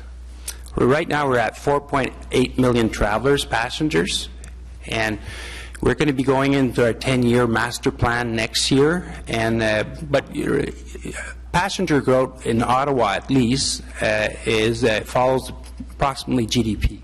So if you're getting 2% growth in Ottawa, you're likely going to get 2% growth in passenger. There's a direct correlation, unless there's a disruptor. If we get, for example, an airline that decides Ottawa is going to be a hub, then that could be a game changer. But if there's no disruption in the current model, we would have growth approximately 2%. And do your number of staff grow at roughly the same percentage, or is there a different? Well, staff at the Ottawa airport is very small. When there's 5,000 employees on campus, I have 170 staff at the airport authority. The rest are all businesses, hotels, concessions, airline people, ground, etc. So the campus has much more potential, especially with LRT. When we're going to see Beauceville go, that opens up a whole section of property. We have by the Ertz and Young, which is on our property too. There's development opportunities there also. So you know, we're going to have more growth with better connection. Right now we have an economic engine that's not well connected to the downtown core. Very good. Thank you for your delegation. Thank you. Merci beaucoup. Thank you very much, Monsieur Laroche. For very positive comments. Next is Jenna Suds, President or Executive Director of the Canada North Business Improvement Area, followed by Ian Ferris, Ottawa Chamber of Commerce, followed by David Gorley, Ottawa Champions Baseball Club. Ms. Suds, welcome. You're no stranger to these meetings. It's great to have you here, and thank you for your presentation.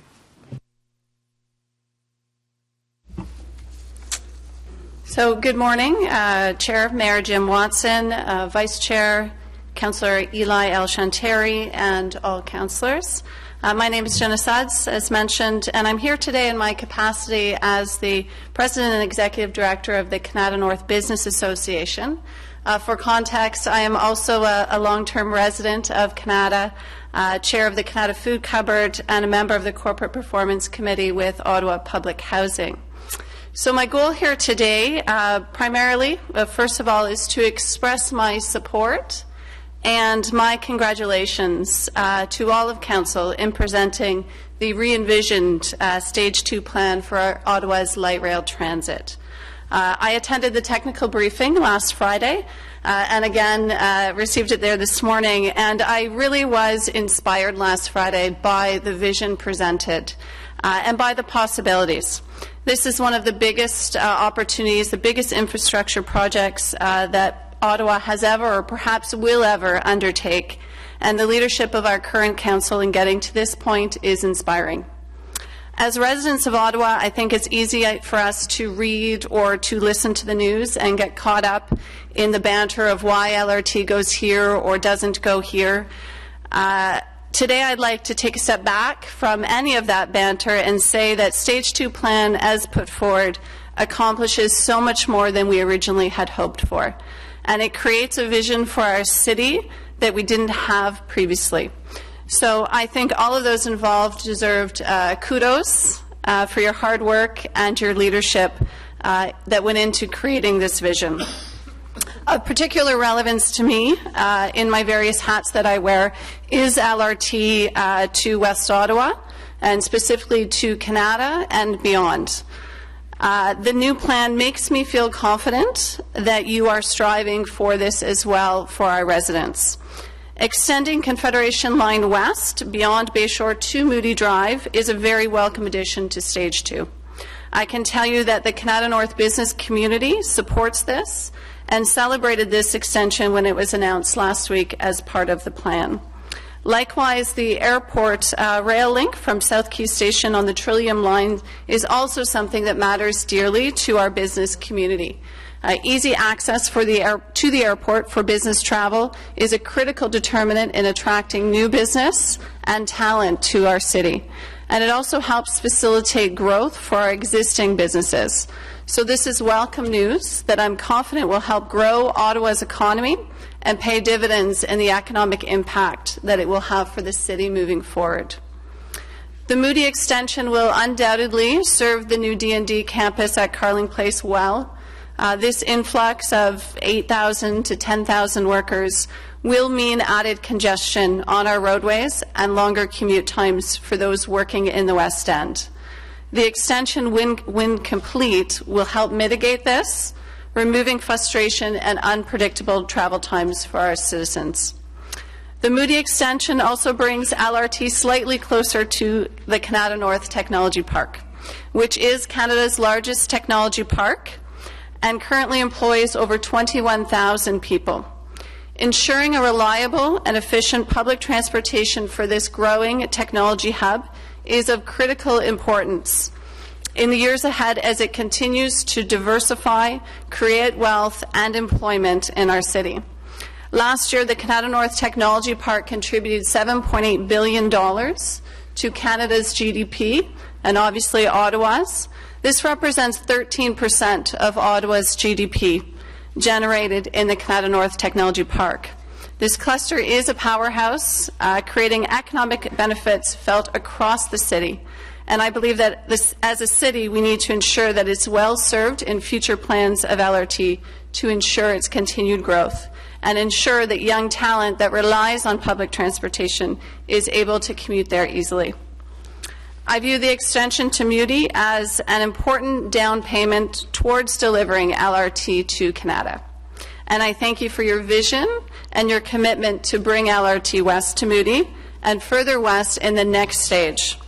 Of course, if FEDCO and then Council approve the suggestions and the report brought forward by the Transportation Committee, an amendment will be required for the previously announced and funded environmental assessment for LRT into Canada, which has yet to commence. There is an opportunity here in my mind to explore bringing LRT to the Carling campus from Moody and into the Canada North Technology Park, potentially using the existing rail corridor, and with the support of the business community and commercial landowners in Stage 3. As you've done with the airport, I believe there's an opportunity here to work collaboratively with our commercial property owners in the tech park. And I encourage you to explore those options, and I'd be happy to work with you to help make this a reality. If you could So wrap today, up. I, along with the Canada North Business Association, support this expanded Stage 2 plan and report that's here before you, and I ask that you do the same. Thank you. All right. Thank you very much, Jenna. Councillor Wilkinson has a question. Thank you, Mr. Mayor. Jenna, just on the comments you've made near the end, we're all happy to see it going to Moody, myself included, but the Stage 3 timing is uncertain, and let us know what the people in the business park are saying about the need to move forward on that as soon as we get Stage 2 completed. Could you comment on that? Sure. I think, first off, my response to that is the never-ending struggle for talent. So, as I mentioned, currently 21,000 people employed in Canada North, but I can rhyme off 5 companies that would like to hire 100 to 200 people by the end of the year. So there's an incredible amount of growth. That's just 5 companies as an example, but the challenge that they find where LRT comes in particularly handy is with respect to younger talent. So this is the current plan as proposed is connecting our post-secondary institutions, which is fantastic, but we need to connect that then into Canada so that that young talent can easily make their way into the technology park for employment. And so what impact does that then have the timing? Because right now we have no timing for Phase 3, as I think you know. Mm-hmm. And you've said you'd work together with the city to how we could do that, but that, of course, involves trying to get funding, et cetera. So I think you need to know how crucial that is for the businesses there and for, in fact, even keeping them in Ottawa, because some will go across the river if they can't get there. Absolutely. And so my example with that, I don't want to use company names, but I can tell you a large multinational that moved into Ottawa just recently, opened an office in the technology park, is struggling to find the talent that they need here, and so is now looking at recruiting across the country. We are at risk of losing that company if they don't get to 100 staff by the end of the year. So that's one concrete example that I can give to you. As the technology community continues to grow across the city, not just in Canada North, but specifically for this conversation in Canada North, we need to be able to ensure that we have the transportation system in place to get that talent there. If it's not there, we really do face some challenges. Okay. Thank you very much. Thank you, Councillor. Councillor Deans, please. Thank you very much, Mr. Mayor, and thank you, Ms. Sutz, for being here today. I was taking a look in preparation for this meeting at the TMP maps going out to Canada for the future, and it does pose a bit of an interesting conundrum, and some of your comments kind of reflected that, so I just wanted to explore that a little bit.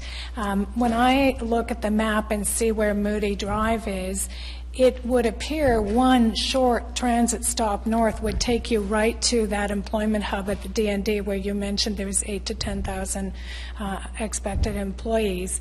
And then the natural alignment, instead of going straight east-west, would then seem to go into Canada North, which seems to be what you're advocating for. And right now, when I look at the map, the alignment, I mean, the problem for Canada is really it's growing north-south, and we're taking the rail east-west. And you seem to be suggesting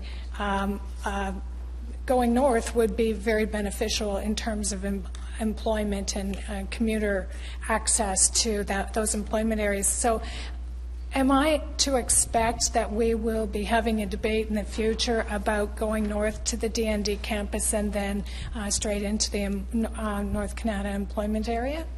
Absolutely, the short answer. I think that, to your point, the D&D campus, the Nortel campus there, or excuse me, the Carling campus there, will have, debatable somewhere around 8,000 to 10,000 employees on that campus. So there's a significant amount of folks who could very well make use of the LRT system. Now, and that's one, as you mentioned, one stop away. But then I'll push you forward in that another stop away, there's 21,000 people working. Now, granted, not all of those 21,000 people would get on a LRT. Approximately half of them live within 5 kilometers of the technology park. So let's, for argument's sake, say 10,000 who are coming from beyond that 5,000 kilometer mark, or 5 kilometer mark, that would very well consider LRT. And as I've mentioned, that's also continuing to grow. So between those two employment nodes, if you will, there's easily 20,000 folks currently that could make use of it. And then, of course, what I envision this ending up being is a loop. So it is going to Moody, it is going to D&D, it is going to the technology park, and I think there's a conversation to be had about looping back through to the Centrum and potentially Canadian Tire Centre, depending on what happens there. Okay, thank you. Okay. Thank you very much, Jenna. Appreciate your presentation. Next is Ian Ferris, President CEO of Ottawa Chamber, followed by David Gorley, then Mark Nisbet, and then Cheryl Jensen and Igor Evseev. So, Mr. Ferris, nice to have you back here again. Welcome. Bienvenue. Thank you. Good morning, Your Worship, councillors, city staff. My name's Ian Ferris. I'm the President and CEO of the Ottawa Chamber of Commerce. And it's my pleasure today to address you in your deliberations on Phase 2 of the light rail transit plan, and of course the future of transit and transportation in Ottawa. The Ottawa Chamber turns 160 years old in 2017. We're pleased to join all of Ottawa in marking such a pivotal year in our community as we celebrate Canada's sesquicentennial and of course 150 years as a capital city. The Ottawa Chamber takes its role as an advocate, the connector, and the voice of business very seriously. The Chamber mandate is to work with our members, the Ottawa business community, and important stakeholders, including government, to identify those priorities that will lead to economic growth and expansion while working cooperatively to implement those priorities. The LRT plan and its ongoing construction and implementation is an issue of keen interest to the business community in Ottawa. Individual businesses and the Ottawa Chamber see this as an important opportunity to unlock the economic development potential of a number of areas within the city. In a past appearance before this committee, I enumerated much of the data and results of Ottawa Chamber consultations with business, not only on light rail, but also on transportation of people and goods within the city and the region.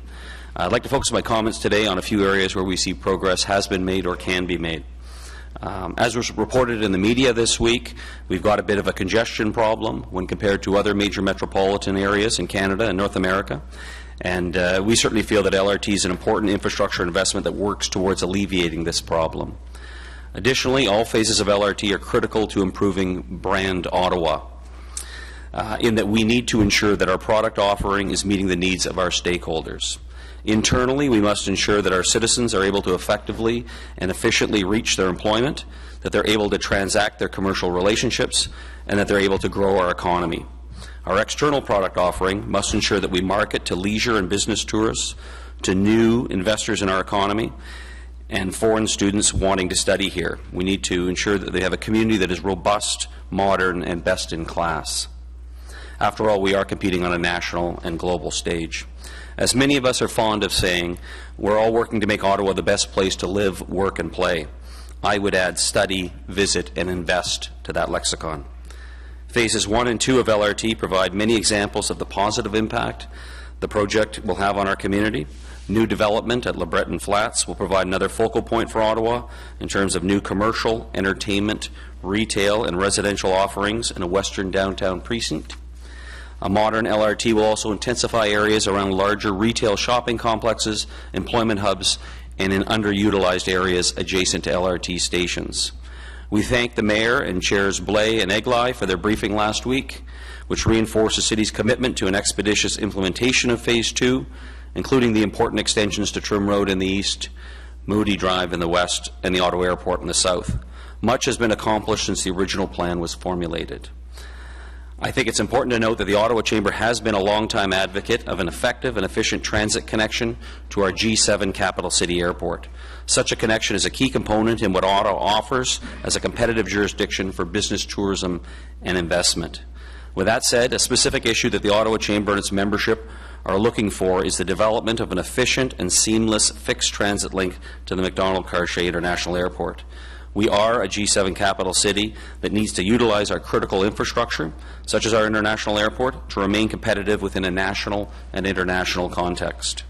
For this reason, we would urge Council to consider the interconnectivity of traffic to the airport during off-peak periods through a direct connection, thus ensuring a more efficient flow of transit passengers. In summary, the Ottawa business community and the Ottawa Chamber of Commerce values the development of an efficient LRT system that can work to get residents to and from places of employment, positively impact our businesses, and make a significant contribution to building brand Ottawa. Thank you for allowing me to present this morning. Great. Thank you very much, Ian. Are there any questions for Mr. Ferris? No. Appreciate Great. Vote of confidence. Thank you. you. Next is Mark Nisbet, who's the chair of the West Ottawa Board of Trade, followed by Cheryl Jensen, president of Algonquin, and Igor Esfiv, Student Association President, and then Steve Goodwin, La Cité. Welcome. Thank you, Your Worship, and thank you, councillors, for allowing us the opportunity today to address FEDCO in the matter of the LRT Stage 2 implementation report, as was outlined at the public presentation on February 17th. My name is Mark Nisbet. I'm the chair of the Board of Directors of the West Ottawa Board of Trade. Our mission is to foster a prosperous community in which businesses and individuals can thrive. We advocate at all levels of government alongside with our partners at the Ontario and Canadian Chambers of Commerce. However, we are very focused on working with municipal government and local economic development stakeholders to optimize new opportunities and reduce barriers to business. The LRT project is a key component of our city's ability to ensure sustainable growth and optimize economic opportunities. Today, we wish to endorse the recommendations proposed in the LRT Stage 2 implementation report, and in particular, the extension to Moody and southwest to Algonquin College, as we believe it will support the predicted growth of West Ottawa and improve our business community's ability to attract and retain talent.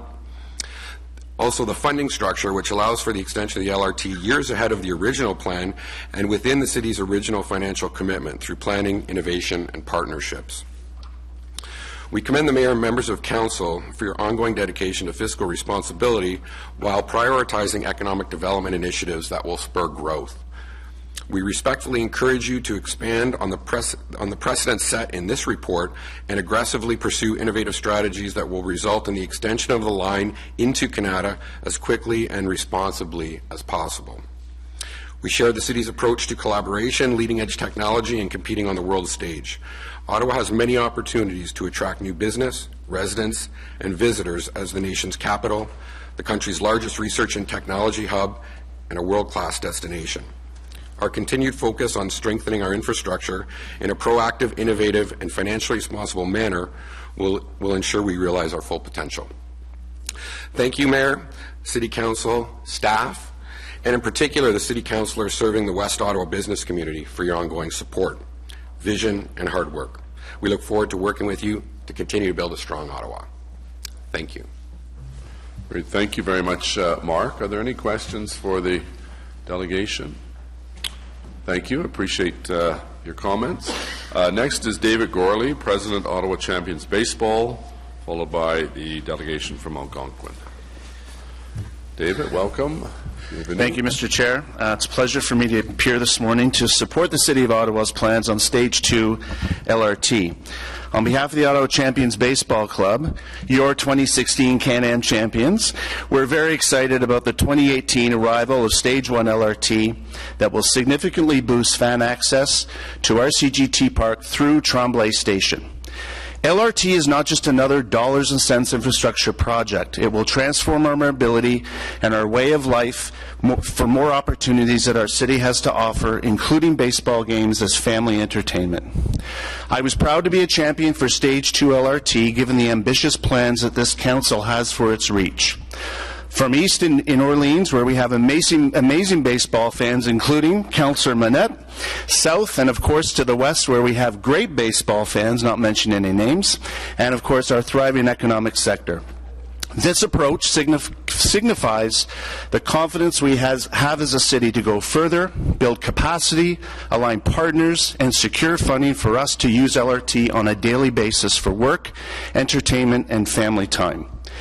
Recognition is not just limited to the political leadership for this vision and execution, but also to the staff who work tirelessly from OC Transpo and the many departments engaged in establishing these transformative opportunities for us. The Ottawa Champions, in addition to being a very proud sports organization, are a business. As we prepare for our third year of play, our club will be an emboldened community builder to start long overdue conversations here at City Hall, in Overbrook, in Vanier, in Beacon Hill, in Alta Vista, with the University of Ottawa about how a baseball franchise can foster and support growth. What is the driver for this? What makes a baseball team have a community dialogue? It is none other than LRT.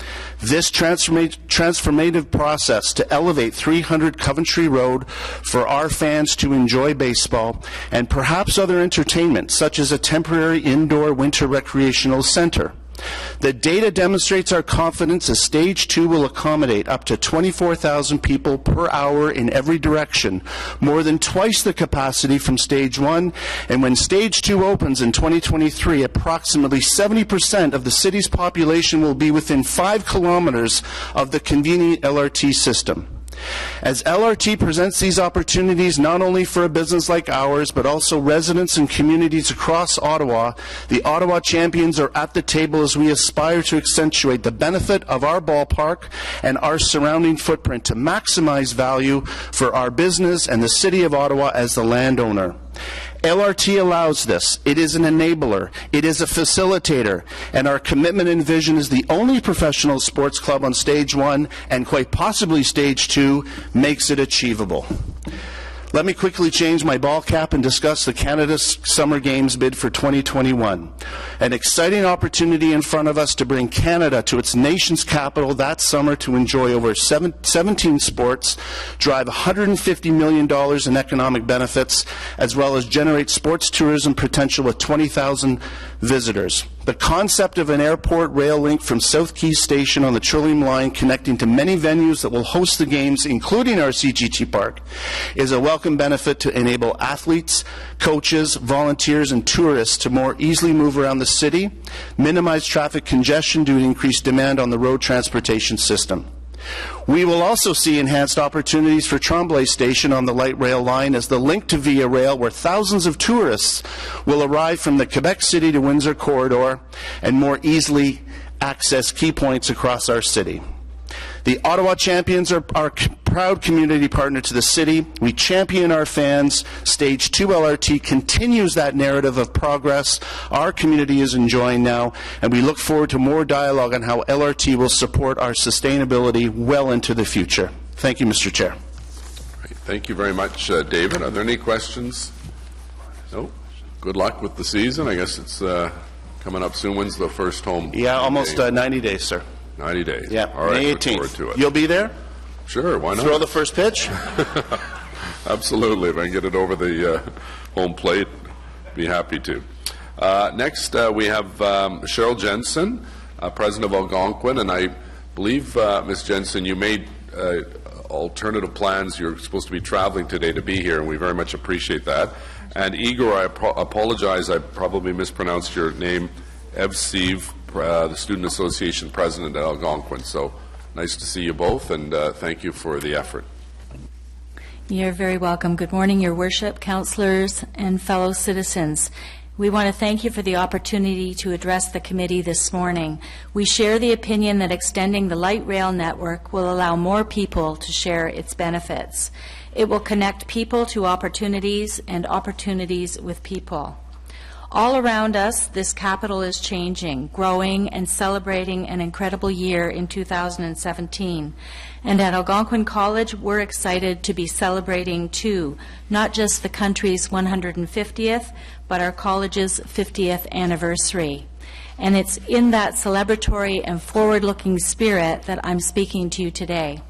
The LRT project is certainly one of the city's most ambitious and perhaps disruptive, in a good way, projects to date. But as the mayor often says, it will also be short-term pain for long-term train. At Algonquin College, we embrace ambition and we embrace disruption. Whether it's the leading-edge technology they develop with industry in applied research or the systems they think about when reimagining the landscape of home and community health care to meet demographic changes in our city, our students are thinking about connections and interconnections. We're excited to be part of the wave of growth and expansion across the city because that's what the discussion today is really all about, city building. And city building is more than the physical building of structures. It's about building new initiatives, building stronger leaders, and building better networks, whether they're transportation networks, 5G networks, or people networks, or networks that connect us beyond our city and around the world. We're very fortunate to be part of a city that believes in this kind of growth and that takes strong action to ensure connectivity and better leverage talent and infrastructure. Extending the LRT to the college, Moody, and the airport will further support our ability to create human linkages between clusters of innovation and business across the city. Additionally, greater rail connectivity will help us to meet our goals to reduce our carbon footprint. The college wants to be an active partner in solutions that drive innovation, workforce development, and environmental sustainability. And now I would like to invite our Student Association President, Igor Evseev, to say a few words on behalf of our students. Thank you, Cheryl. As students and residents of Ottawa, we're very fortunate to live in the capital city of a G7 nation, full of incredible opportunities for work, play, and education.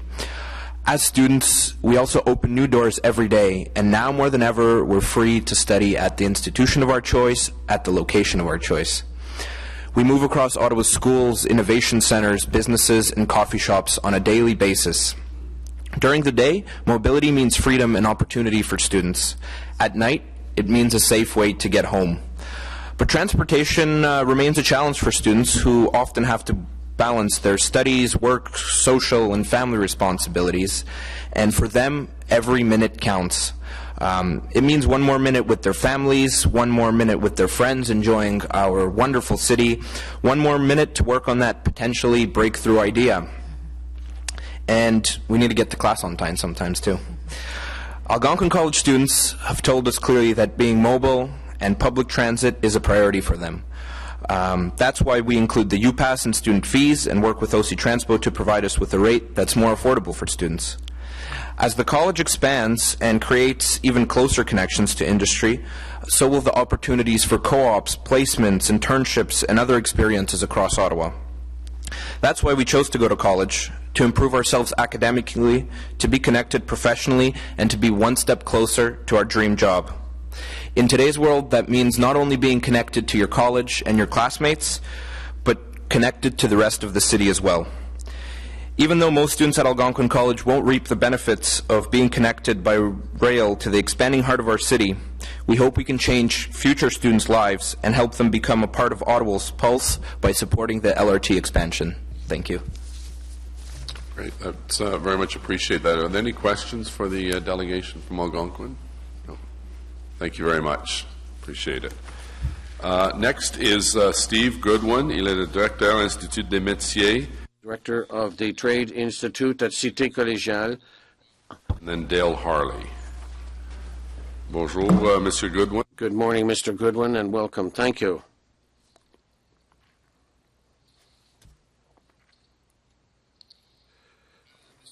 Mr. Mayor and members of the committee.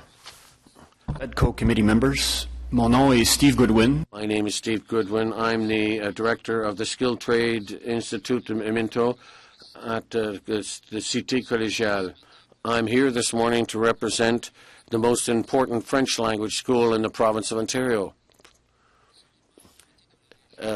Well set in the National Capital Region in Eastern Ontario for more than 25 years now, Cité Collégiale offers 140 training programs for some 5,000 students francophone in the province, the country, and from abroad as well. The college has, in addition to its main campus here in Ottawa, which is quite close to Montfort Hospital, a training and research institute in agri-food in Alfred, the Skilled Trades Institute at the corner of Trim Road in Orleans, that has some 600 students per year, and a satellite campus in Hawkesbury as well. La Cité has the success of students as top priority by offering them a high technology institute as well as practices in business that are modern and turn to the future. The college graduates are recognized as being competent, committed, and creative, and capable of contributing to the economic development as well as the social and cultural development, not only of the national capital, but throughout Ontario, Canada, and elsewhere. They also learn the correct terminology for their area of studies in English. In a few weeks, the college will be shoveling the ground for a new building on the Aviation Parkway in Ottawa. It'll be a new building of high technology that'll go even further for the learning experience of our students. With its high level of integrative technology and its both physical and real-time available, this new building will be a true attraction both for students as for the local community and business persons. The opening is foreseen for 2018. This new attraction will draw not only more students but several businesses from the area. La Cité is therefore an important economic player in our area. Currently, it's not easy for our students to go to our campus or even to our trade center in Orleans because buses don't go directly to these places, and students must have to wait for a transfer, and it's very lengthy. This is an important factor that might make that a French-speaking student is interested in one of our programs but that lives in the west of the city, France, will decide to study elsewhere because it's easier to get there. It's obvious that the extension of the Confederation line of the light rail towards the east and the west will make our campuses in Ottawa and Orleans much more readily accessible. This extension will also allow our students to save time while traveling, while commuting. Furthermore, the Green Campus in town is part of the college's performance on the 3 levels of sustainable development, social, economic, environmental. So the Cité supports the second stage of the light rail for the extension of the lines, both the east and the west. This more economic and effective transportation will help the college develop. Maybe it'll be our students in civil engineering, architecture, or in design, or in soldering. It'll be part of the building of the extension. Repeating La Cité's position towards Stage 2 of the LRT project, our college strongly supports the implementation plan to extend Confederation Line in both directions. This will have a very tangible impact on our community.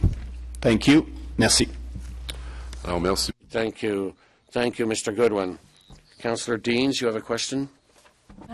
Monsieur le Maire. Thank you, Mr. Mayor and Mr. Goodwin, for your presentation. and for your presence here today. And I can't help but notice that La Cité is the only post-secondary educational institution in Ottawa that is not part of the city's unique university pass. And so we appreciate you being here today to support the extension of rail. Just wonder if your students have plans to join the city's Unipass program. Yes, they do. It's been discussed at our college for a little while now, and I think it's just a question of time. Do we know how much time? I can bring it back to our president and see where we can go from here. Thank you. Thank you. Est-ce qu'il y a des autres questions? Other questions for Mr. Goodwin? So thank you, Mr. Goodwin. You're welcome. Anna Bevilacqua, followed by Dale Harley, and then J.P. Unger. Anna, welcome.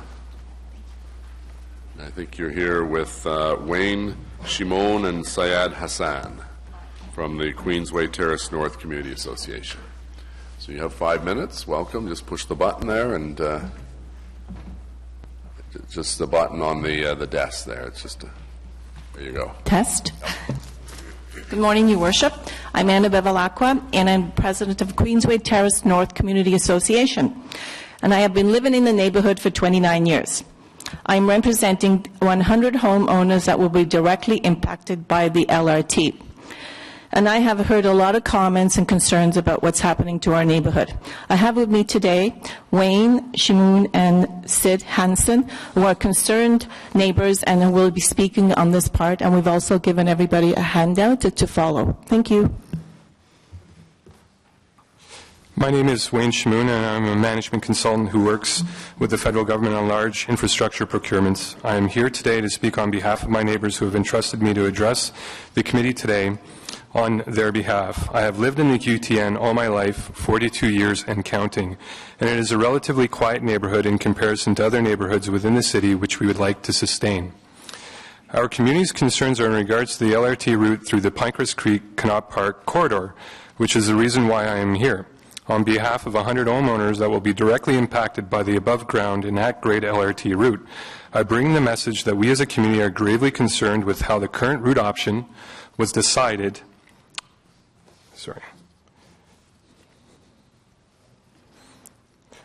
Decided with little to no community consultation how the route option will impact our families' lives going forward. We as a community support the plans to introduce LRT to Ottawa. However, we do not support the intrusive route option selected for the Pinecrest Creek Connaught Park corridor. Put yourselves in our situation. A Disney ride-like flyover bridge, 5 meters at its greatest height, and a 30-plus foot wide rail highway at grade is coming through our park and within feet of our properties. The impact of such a plan is already being felt by many homeowners.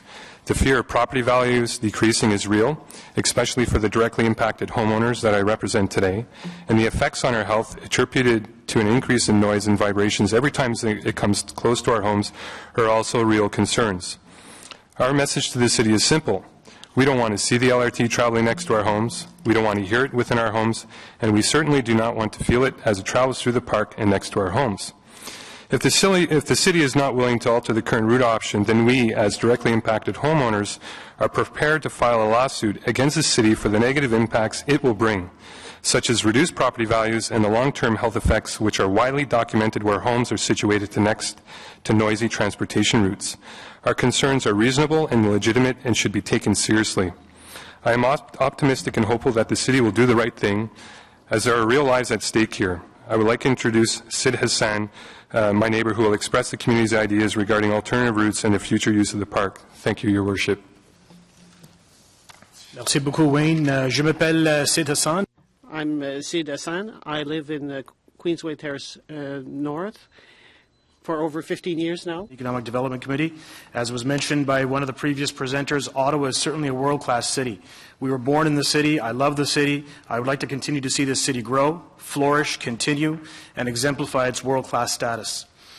We are in favor of LRT, but one challenge we face is the Stage 2 LRT current proposal and its impact to the Bay Ward, specifically in Connaught Park, which is located in the Queensway Terrace North community. We have a few hundred signed petitions of residents who feel they were not engaged nor consulted and do not agree with the current Stage 2 LRT proposal, specifically with respect to the impacts on Connaught Park and in our own backyards. We stand here today on behalf of a few hundred community residents appealing to you, asking you to please listen to us and please listen to our concerns. The current proposed route will severely impact the many homes that paid lot premiums that back onto Connaught Park. In 2015-16, I'm sure many folks around the table are very familiar with the First Unitarian Church and area residents who were not content with the city's proposal with the proposed Cleary Station. Ultimately, the city changed its route to satisfy these residents. In a similar fashion, we are looking to the city to work with us so that we can appease the hundreds of community residents in our community who have expressed concerns. There are a number of potential route options, including moving the westbound line to Bayshore further south to the Queensway and minimizing the impact to Connaught Park by placing the LRT Stage 2 completely underground. These are concerns expressed by hundreds of community residents. We thank you for your consideration and look forward to continuing to enjoy this beautiful and wonderful world-class city. Thank you. Great, thank you. Right on time. I apologize, Wayne, that we misspelt your name on the form, so it's with an S. Yeah, sorry about that. Councillor Taylor has a question, please. Thanks very much, and not so much a question as a comment, Mr. Mayor. I just wanted to thank the delegation for coming out. I know it's a passionate issue for some of the folks in the Queensway Terrace North community, and we're looking forward to continuing to work with them. And I know they're putting together a working group. We're looking forward to working with them to resolve as many of the concerns as they can.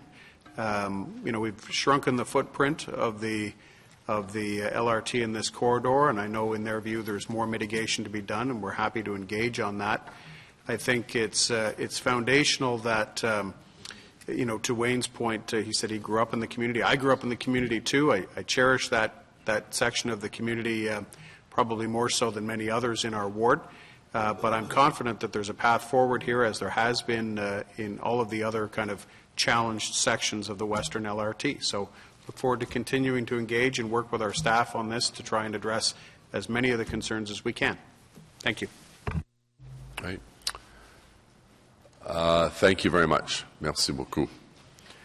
Next is Dale Harley, National Capital Heavy Construction Association, followed by J.P. Unger, followed by David Jeans, then Richard Hayter, and then Fahad Al-Hattab from Carleton, and Trevor Hache. And that's all we have on our list. So, Mr. Harley, you're familiar with our 5-minute rule. Welcome. Glad to have you here again. Thank you for the opportunity to speak in support of the report's recommendations. The National Capital Heavy Construction Association and its members want to assure this committee, the City of Ottawa, as well as our federal and provincial partners, that we are willing and ready to work with you to implement Stage 2 of light rail in Ottawa. Continuing with the momentum of Stage 1 not only creates jobs for our industry, but also supports economic development and growth throughout the city in terms of ensuring robust and effective transportation system that promotes the improved movement of people as well as goods and services. Continuing with this momentum, investment gives our industry the confidence to invest in hiring new workers, but also to make capital investments, since we will see a steady investment in infrastructure projects. I'm here today to give you our vote of confidence to move forward quickly with Stage 2. We've missed opportunities for investments in the past, as well-thought-out plans that have been based on broad and continuous public consultation have been overturned and delayed. We currently have 3 levels of government that are aligned in the recognition of the importance of infrastructure investment. Let's get moving forward with Stage 2 and strike while the iron is hot. All levels of government currently recognize the importance of well-planned and maintained transportation networks. Transit needs good roads as well, and a road network needs to be in a good state of repair. All levels of government need to consider smart investments in renewal, as well as new and expanded projects. Thank you. Thank you very much, Dale. Are there any questions for Mr. Harley? Thank you. Next, we have J.P. Unger, followed by David Jeans. Hello, Mr. Unger. Welcome. Bienvenue. Thank you. Thank you, and good morning.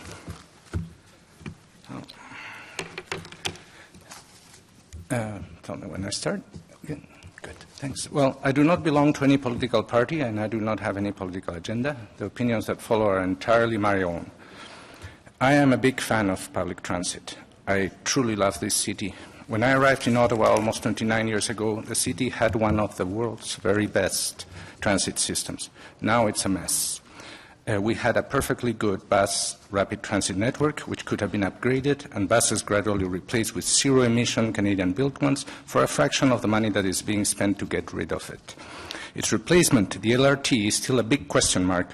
Multi-award it's called, even though it's not finished. It certainly deserves an award for biggest sinkholes. I come here as a concerned citizen, deeply concerned that the management of our city's infrastructure and of our public funds is out of control.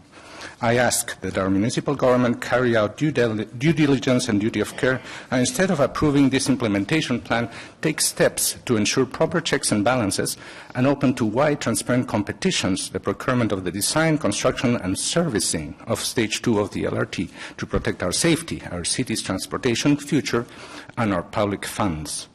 We still cannot see the report on the Rideau Street sinkhole. It's essentially being kept secret. We don't know yet how safe and reliable the steel and finish line and tunnel are, and yet we have been locked into a contract worth several $1 billion with the same group to run it for 30 years. 30 years. Please correct me if I'm wrong. RTG partner SNC-Lavalin is widely reported to have been blacklisted by the World Bank for corruption, and its partner in tunneling, Dragados, is reported in its home country of Spain to be implicated in significant problems with some major tunnel works and major corruption scandals involving municipal officials. We are told that the market has been sounded to hear that only RTG could do Stage 2. There are many highly experienced companies around North America and around the world hungry for new business. A fair public tender is the only way to really know who can deliver and at what price. We do away with open competition for multi-billion-dollar contracts simply by being told the market has been sounded. I have a copy here of the contribution, left it up there, of the contribution agreement between Ottawa and the federal government for Stage 1 of the LRT. It unequivocally states under item 5.1a that unless otherwise agreed to by Canada, Ottawa will ensure that conventional procurement contracts and P3 procurement contracts have been and will be awarded in a way that is transparent, competitive, consistent with value for money principles. Stage 2 federal contribution will surely include such requirements, if not stricter ones. Just how has the $3 billion price tag been arrived at as a best option without an open competition for design and procurement proposals? And how many people in our city know that a servicing contract for many billions more is to be significantly expanded and given to the same group, again, for 30 years? Or that the same group will become, without competition, the city's partner in holding procurement for Confederation line extensions? And the same group will be doing a wide range of things, including provision of 38 train cars.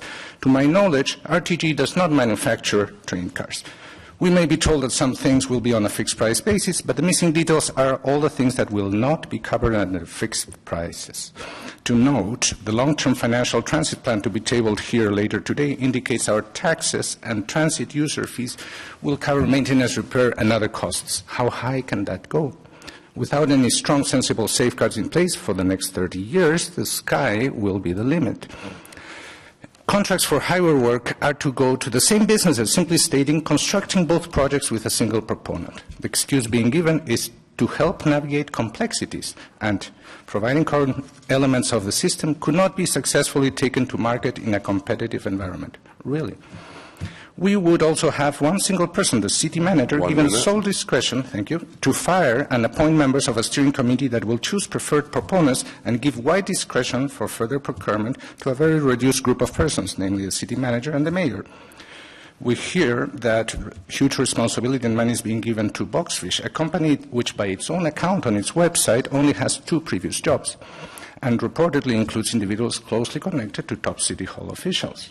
We will likely hear that there has been a third-party assessment of the plan. The report states that Deloitte was selected from the city's standing offer list. We know how businesses work. If you don't do things the way the hiring persons like, you don't stay on a standing offer list.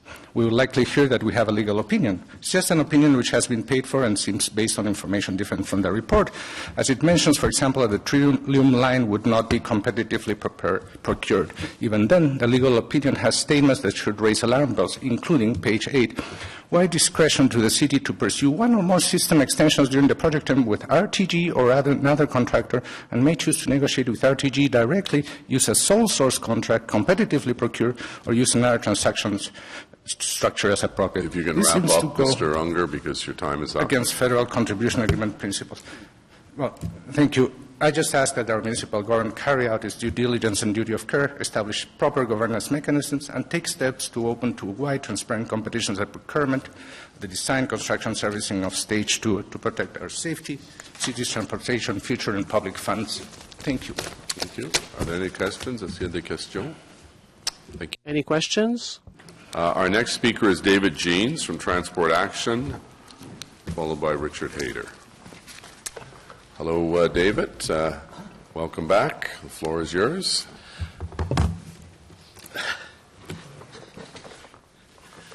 Good morning, Mayor and Committee, and thank you. I represent the not-for-profit advocacy group, Transport Action Canada, and its local Ottawa chapter. I've been contributing to LRT planning for Ottawa for over 20 years and to transit planning with OC Transpo for over 40 years. I was one of 4 council-appointed members of the steering committee for the original light rail pilot project in 1998. That $40 million project was very tightly controlled by regional council. I've been a member of technical advisory committees for all related major studies and EAs going forward. Other colleagues from Transport Action have participated in all public and business advisory committees and public consultations. I want to make it clear that I am very supportive of the expansion of light rail. Today we have 540 pages of documents and 40 specific approvals or delegated authority, plus receiving documents in an omnibus motion. So I need to cover 1.8 pages per second during my 5 minutes. The March 1st public information session is not a consultation, as the decisions will already be approved, and 1 week was not long enough for the public and councillors to review all these documents. I'd like to point out that recommendations buried in reports and approved by a broad omnibus motion can lead to serious public and councillor concerns later. This was the case with the 2,500 buses a day detour issue on Scott and Albert Streets. In 2008, the Transportation Master Plan was reviewed by an international peer review panel of independent outside experts. They made important recommendations, and this plan merits the same scrutiny. Rail technology selection in 2009 was based on expert advice through a broadly based technology workshop, a public consultation, and a council decision in favour of light rail versus light metro or other heavier rail technologies.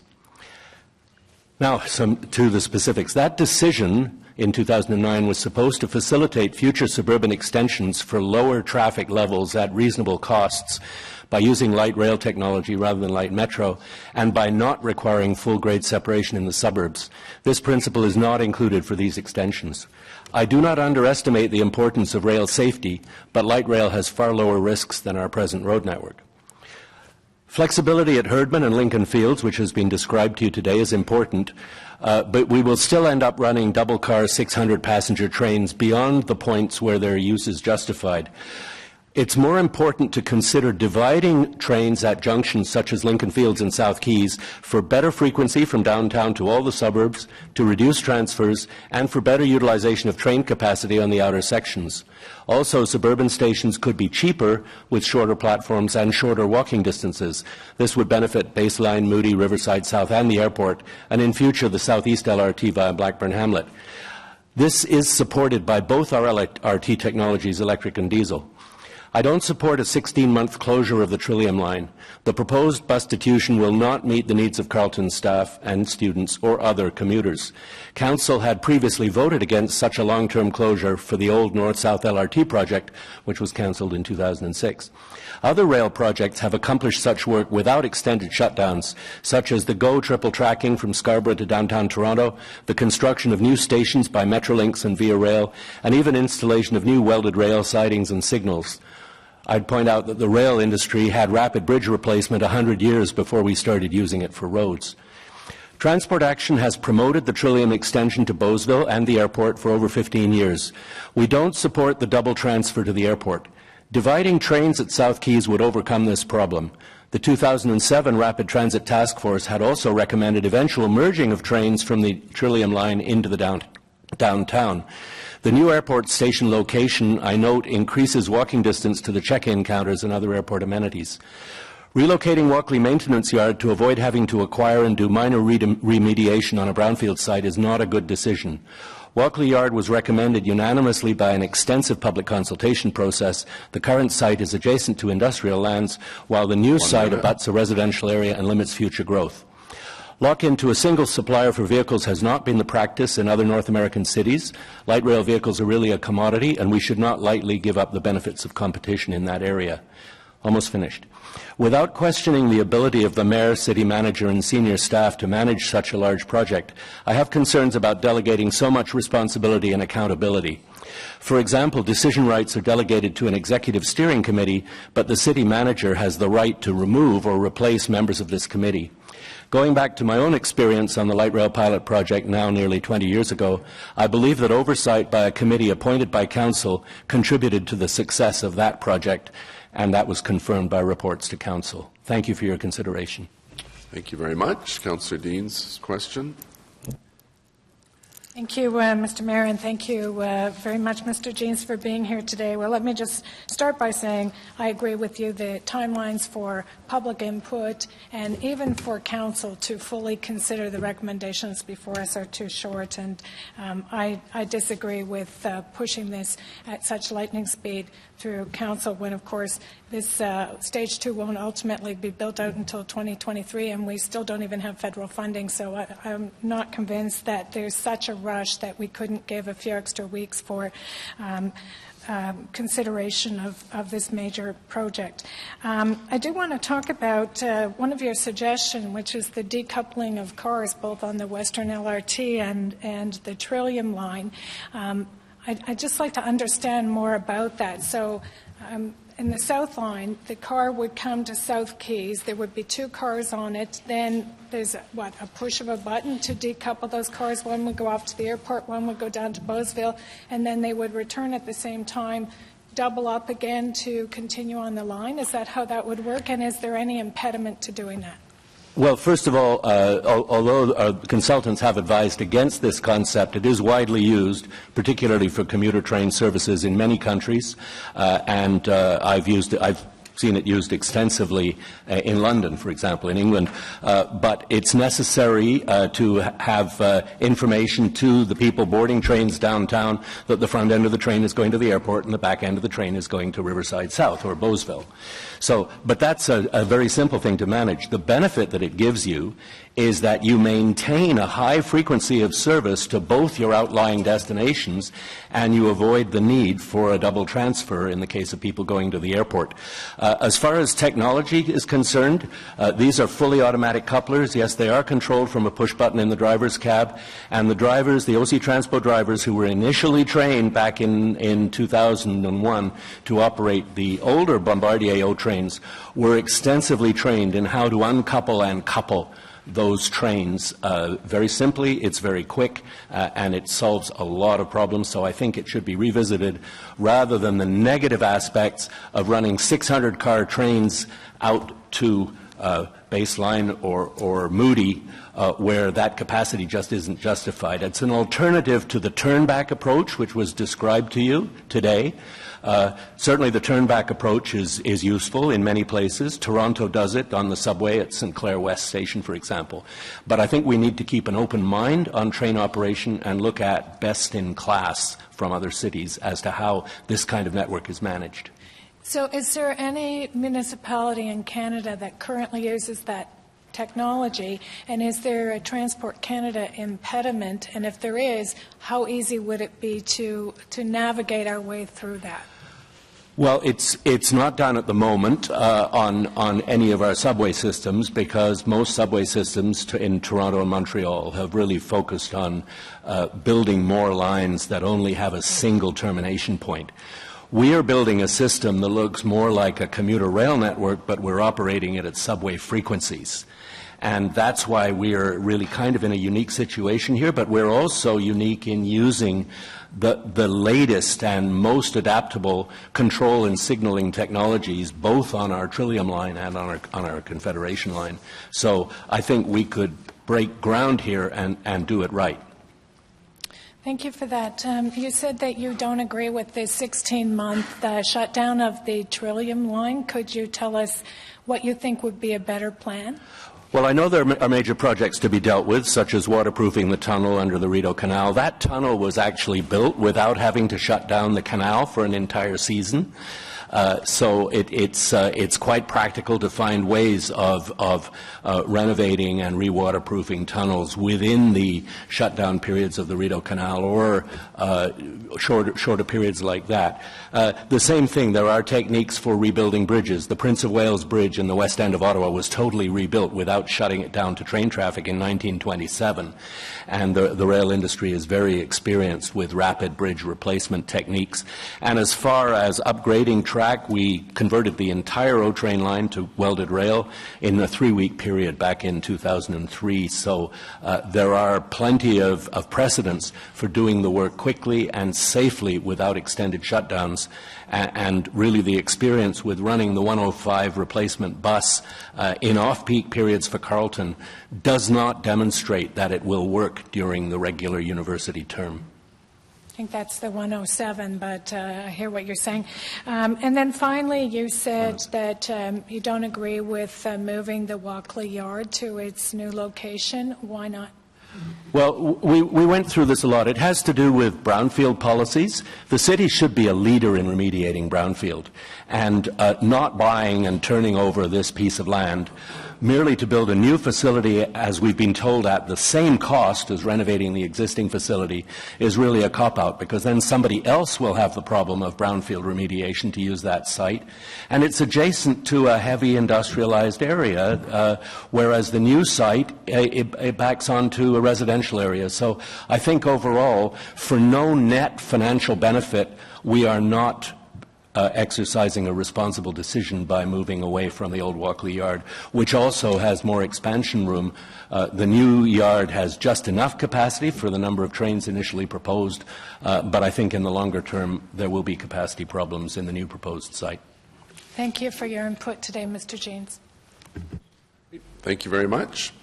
Next is Richard Hayter, Director of Community Relations for the Building Construction Trades Council.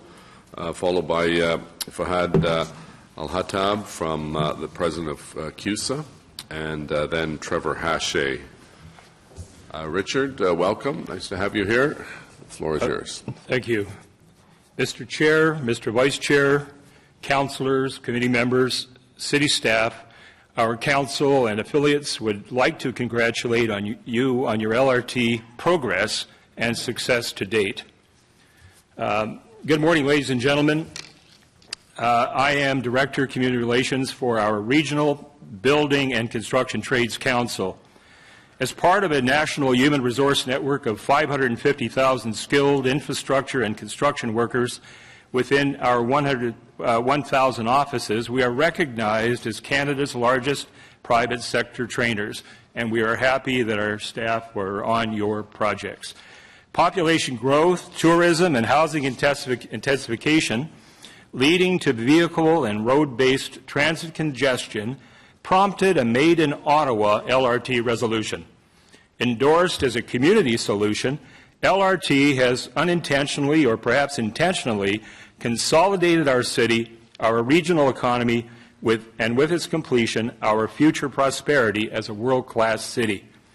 Built with contributions from the Government of Ontario, the Government of Canada, and the City of Ottawa, construction of the LRT project has been giving back to our community and boosting our regional economy even before its official opening in 2018. While the advantages of a state-of-the-art transportation system may not yet be fully realized, nor obvious to the residents and visitors to the national capital, the nation's capital, construction of the LRT infrastructure has already provided welcome economic benefit for the region's local labor market, contractors, consultants, financial, food, material, service suppliers, both large and small, to the project.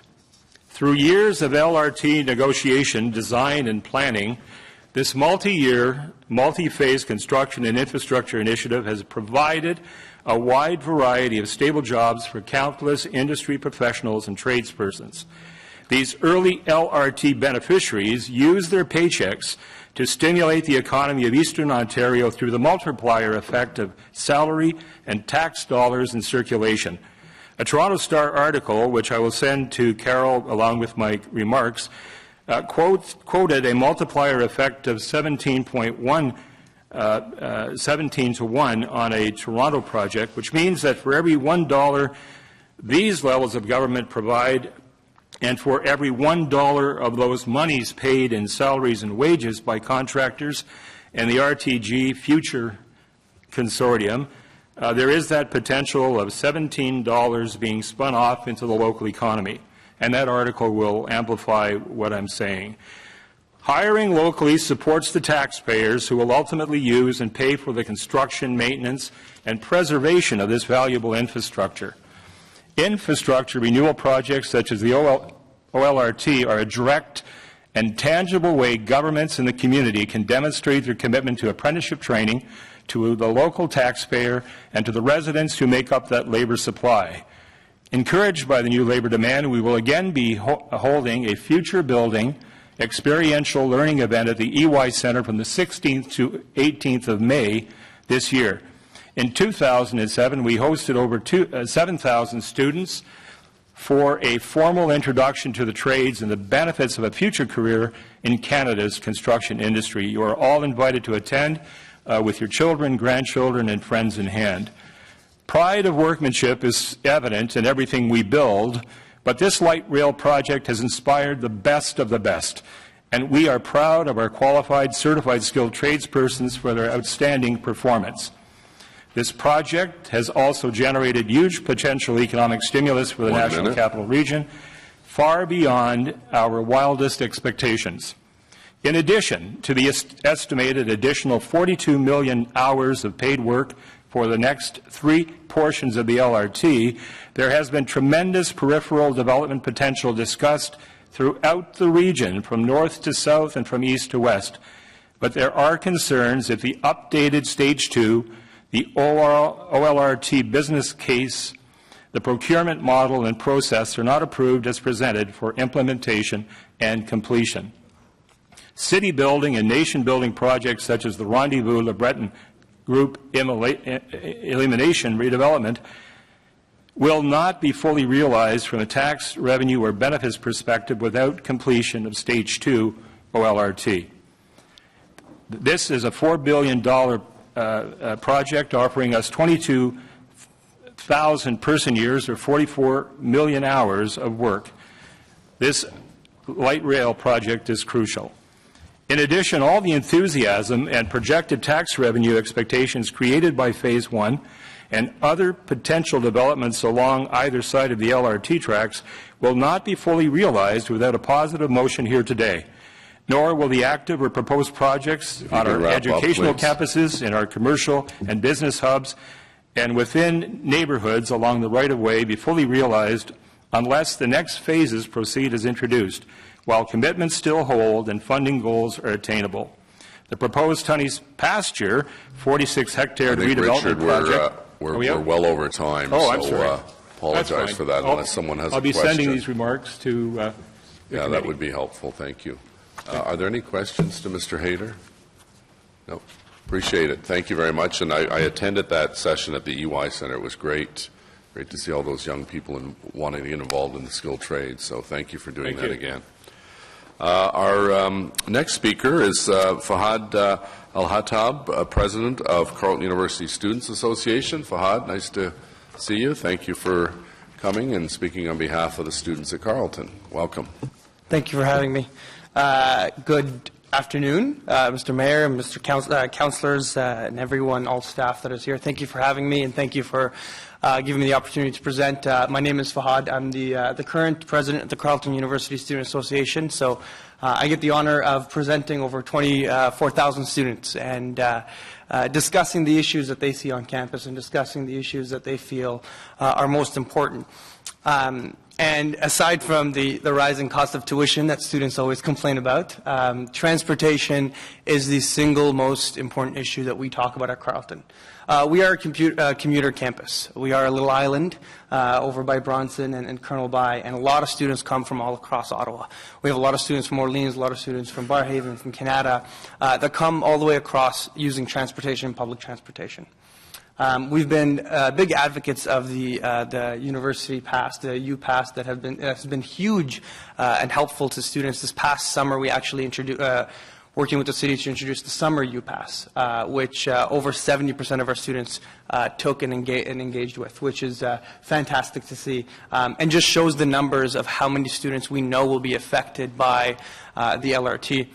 And that's kind of where this discussion is going, is Carleton being a commuter campus, we really depend on the O-Train. We really depend on the systems that the city have put in place to allow our students to access the services, access employment, housing, all of that. And so those are the 5 main points that I'll quickly touch on in the couple minutes that I have here, is accessibility, employment, housing costs, student services, and the increasing number of international students that we have on our campuses. In terms of accessibility, we talk about accessibility to services, and we know that one of the biggest barriers to students seeking services, whether it's health services, mental health services, tutoring, so on and so forth, is actually transportation.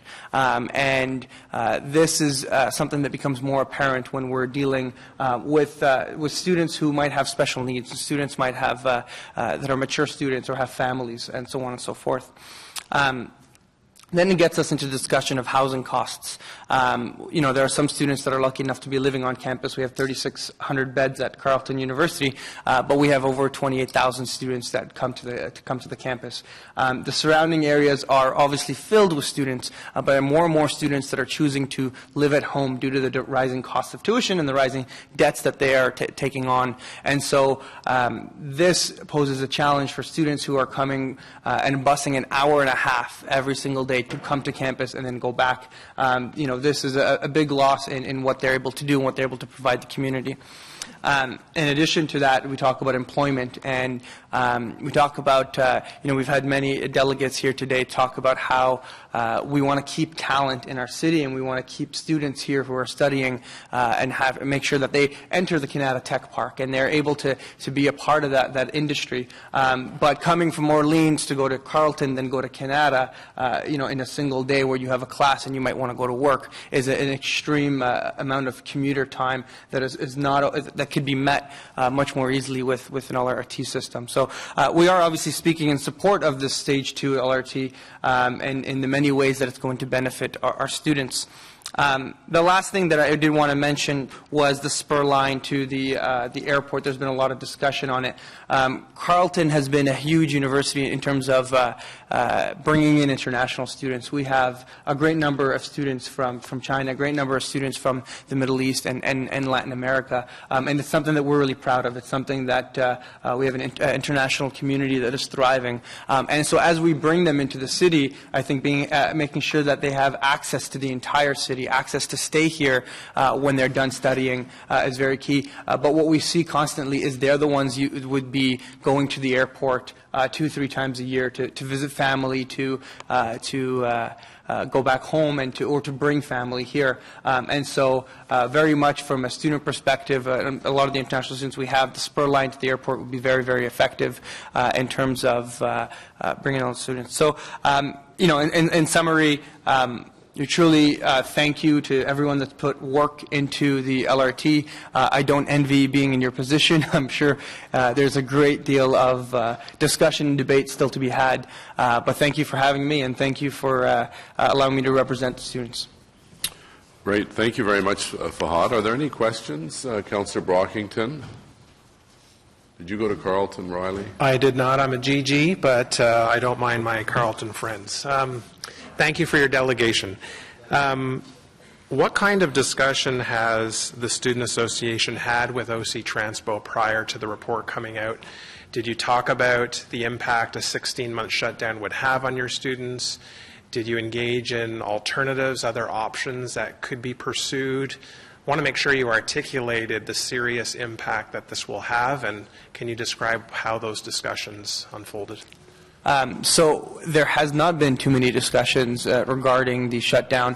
There is a discussion in the next couple of weeks that we have actually a meeting with the university and OC Transpo that are discussing the launch of the Presto Pass and some of the changes that are coming up in regards to LRT and all of that. I would strongly, I agree with you. I do really strongly emphasize that we need to have a very strong consultation plan with students on the shutdown and what type of transportation we need to accommodate for that. Carleton is much different than the University of Ottawa in terms we're not a transit hub. We have a couple buses that come by, constantly, but it is again a constant issue at Carleton on how many buses are showing up, how late they are, and the O train is probably the biggest mode of transportation for the 25,000 students and faculty and staff that are there. I mean, it's a huge campus. So I would plead that there requires more consultation in regards to what's going to happen once the shutdown does happen. Good. Thank you. And thanks for your delegation. Right. Thank you. Councillor El Shantiri, please. I don't have a question. I just want to say thank you to Fahad for all his good work at the Carleton University and also his many years volunteering with the Boys and Girls Club. Thank you very much, Fahad. Thank you very much. Appreciate it. Our final speaker is Trevor Hache from Healthy Transportation Coalition. Welcome, Trevor, and the floor is yours for the next 5 minutes. Good morning, everybody. I'm here speaking as an individual member of the coalition. I'm also a resident and homeowner from Canada South. First, I'd like to express overall support for the plan and thank the mayor and city councillors for their leadership related to investing heavily in public transportation. I do, however, have some constructive criticism, and it's offered in a genuine attempt to help the city achieve its sustainable transportation goals. In summary, there are 3 things related to the Stage 2 LRT plan that I believe deserve a serious rethink. Number 1 is the highway widenings. Number 2 is the constant OC Transpo fare increases. And number 3 is the pedestrian and cycling connectivity plans. Related to number 1, once widened, the ongoing costs of operating, maintaining, and repairing Highway 174 will be paid for by taxpayers. Indeed, multiple kilometers of widened highway has serious financial implications. All one has to do is look down at the roads at this time of year, at the many potholes, to get a sense of what I'm talking about. Ottawa has already been recognized by the Ontario Municipal Benchmarking Index as not having been investing enough to pay for the maintenance and repair of roads. In a 2014 report, it was revealed that Ottawa had the worst roads of the major cities participating in the benchmark study. Only 19% of paved roads in Ottawa were rated as being in good or very good condition. Ottawa is clearly having difficulty paying for the proper maintenance and repair of its 6,000 kilometers of roads, and those costs increase exponentially the longer the roads are allowed to deteriorate. But perhaps more importantly, widening highways right beside a multi-billion-dollar LRT system may very well lead to less people deciding they're going to ride on the LRT. The new lanes on Highway 174 will turn dedicated bus lanes into car lanes and could result in people just deciding to drive in from the suburbs and beyond. It could very well undercut OC Transpo ridership, and this is a real serious problem. Indeed, a journalist covering City Hall is tweeting out today that the city itself thinks the Highway 174 widening will bleed 9 to 10% of ridership away from the LRT's eastern leg, and Highway 174 will still be overcrowded and congested. Number 2, the city's plans to increase transit fares by 2.5% per year also seems counterintuitive if we're truly interested in increasing public transit ridership. The majority of people's wages aren't raising by 2.5%. This ever-increasing cost of OC Transpo fares could also erode ridership levels. Issues of fairness and equity arise when user fees related to riding the bus or LRT are constantly rising, while there are no user fees that the city collects related to the use of the roads. The province has also announced plans to widen Highway 417 west of the downtown. The city seems to be pleased with this plan, though I do thank the councillors who have spoken out against it. As has been pointed out by a local journalist, the construction costs related to these two highway widenings will cost somewhere in the neighborhood of $200 million, and the widened roads will compete directly with the light rail running nearby. These highways will cost many tens of millions, if not hundreds of millions of dollars to maintain and repair as years progress. So while it's really great news that Ottawa and upper levels of government are investing so heavily in public transportation on the one hand, on the other hand, we seem to be undercutting the goal of encouraging more people to ride public transit with these other decisions. So in order to really take action on global warming, which is, of course, leading to this freakishly warm February weather, we must do better at getting transportation incentives and disincentives right. While there's a lot of great stuff in the Stage 2 plans, widening highways right beside the LRT lines, while annually increasing fares are examples of getting the incentives wrong. Number 3, finally, it would be excellent if the city could expand its view related to the pedestrian and cycling connectivity. Right now, while it's true that 70% of Ottawa citizens will be within 5 kilometers of the LRT stations once Phase 2 is complete, we really need to ensure that there are more safe cycling and pedestrian routes to and from these stations. So it's really important that the city finds the money to make the improvements needed, which are mentioned in the Stage 2 Ottawa Light Rail Transit Connectivity Study. That is also before you today as an appendix to the main report. As that study indicates, there are 4 stations that will have very limited pedestrian and cycling connectivity. Those stations are Montreal, Confederation, Walkley, and Uplands. And I'd like to end by simply requesting that the city expand its connectivity view to a 5-kilometer radius around the stations to truly improve the connectivity for pedestrians and cyclists in order to ensure that the rapid transit infrastructure is as well used as possible by the 70% of people who will be located 5 kilometers from those stations. Thank you. Great. Thank you very much. Est-ce qu'il y a des questions? Any questions? No. Okay. Thank you. So, we also have a piece of correspondence received electronically from Rick Nelson, past president of Crystal Beach, Lakeview Community Association.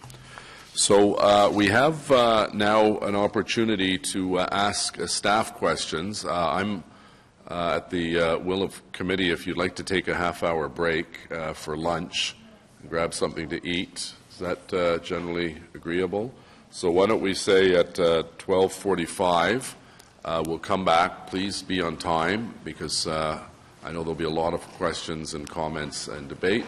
And we'll adjourn or we'll recess the meeting until 12:45. Thank you to all the people who came forward. Merci pour votre participation.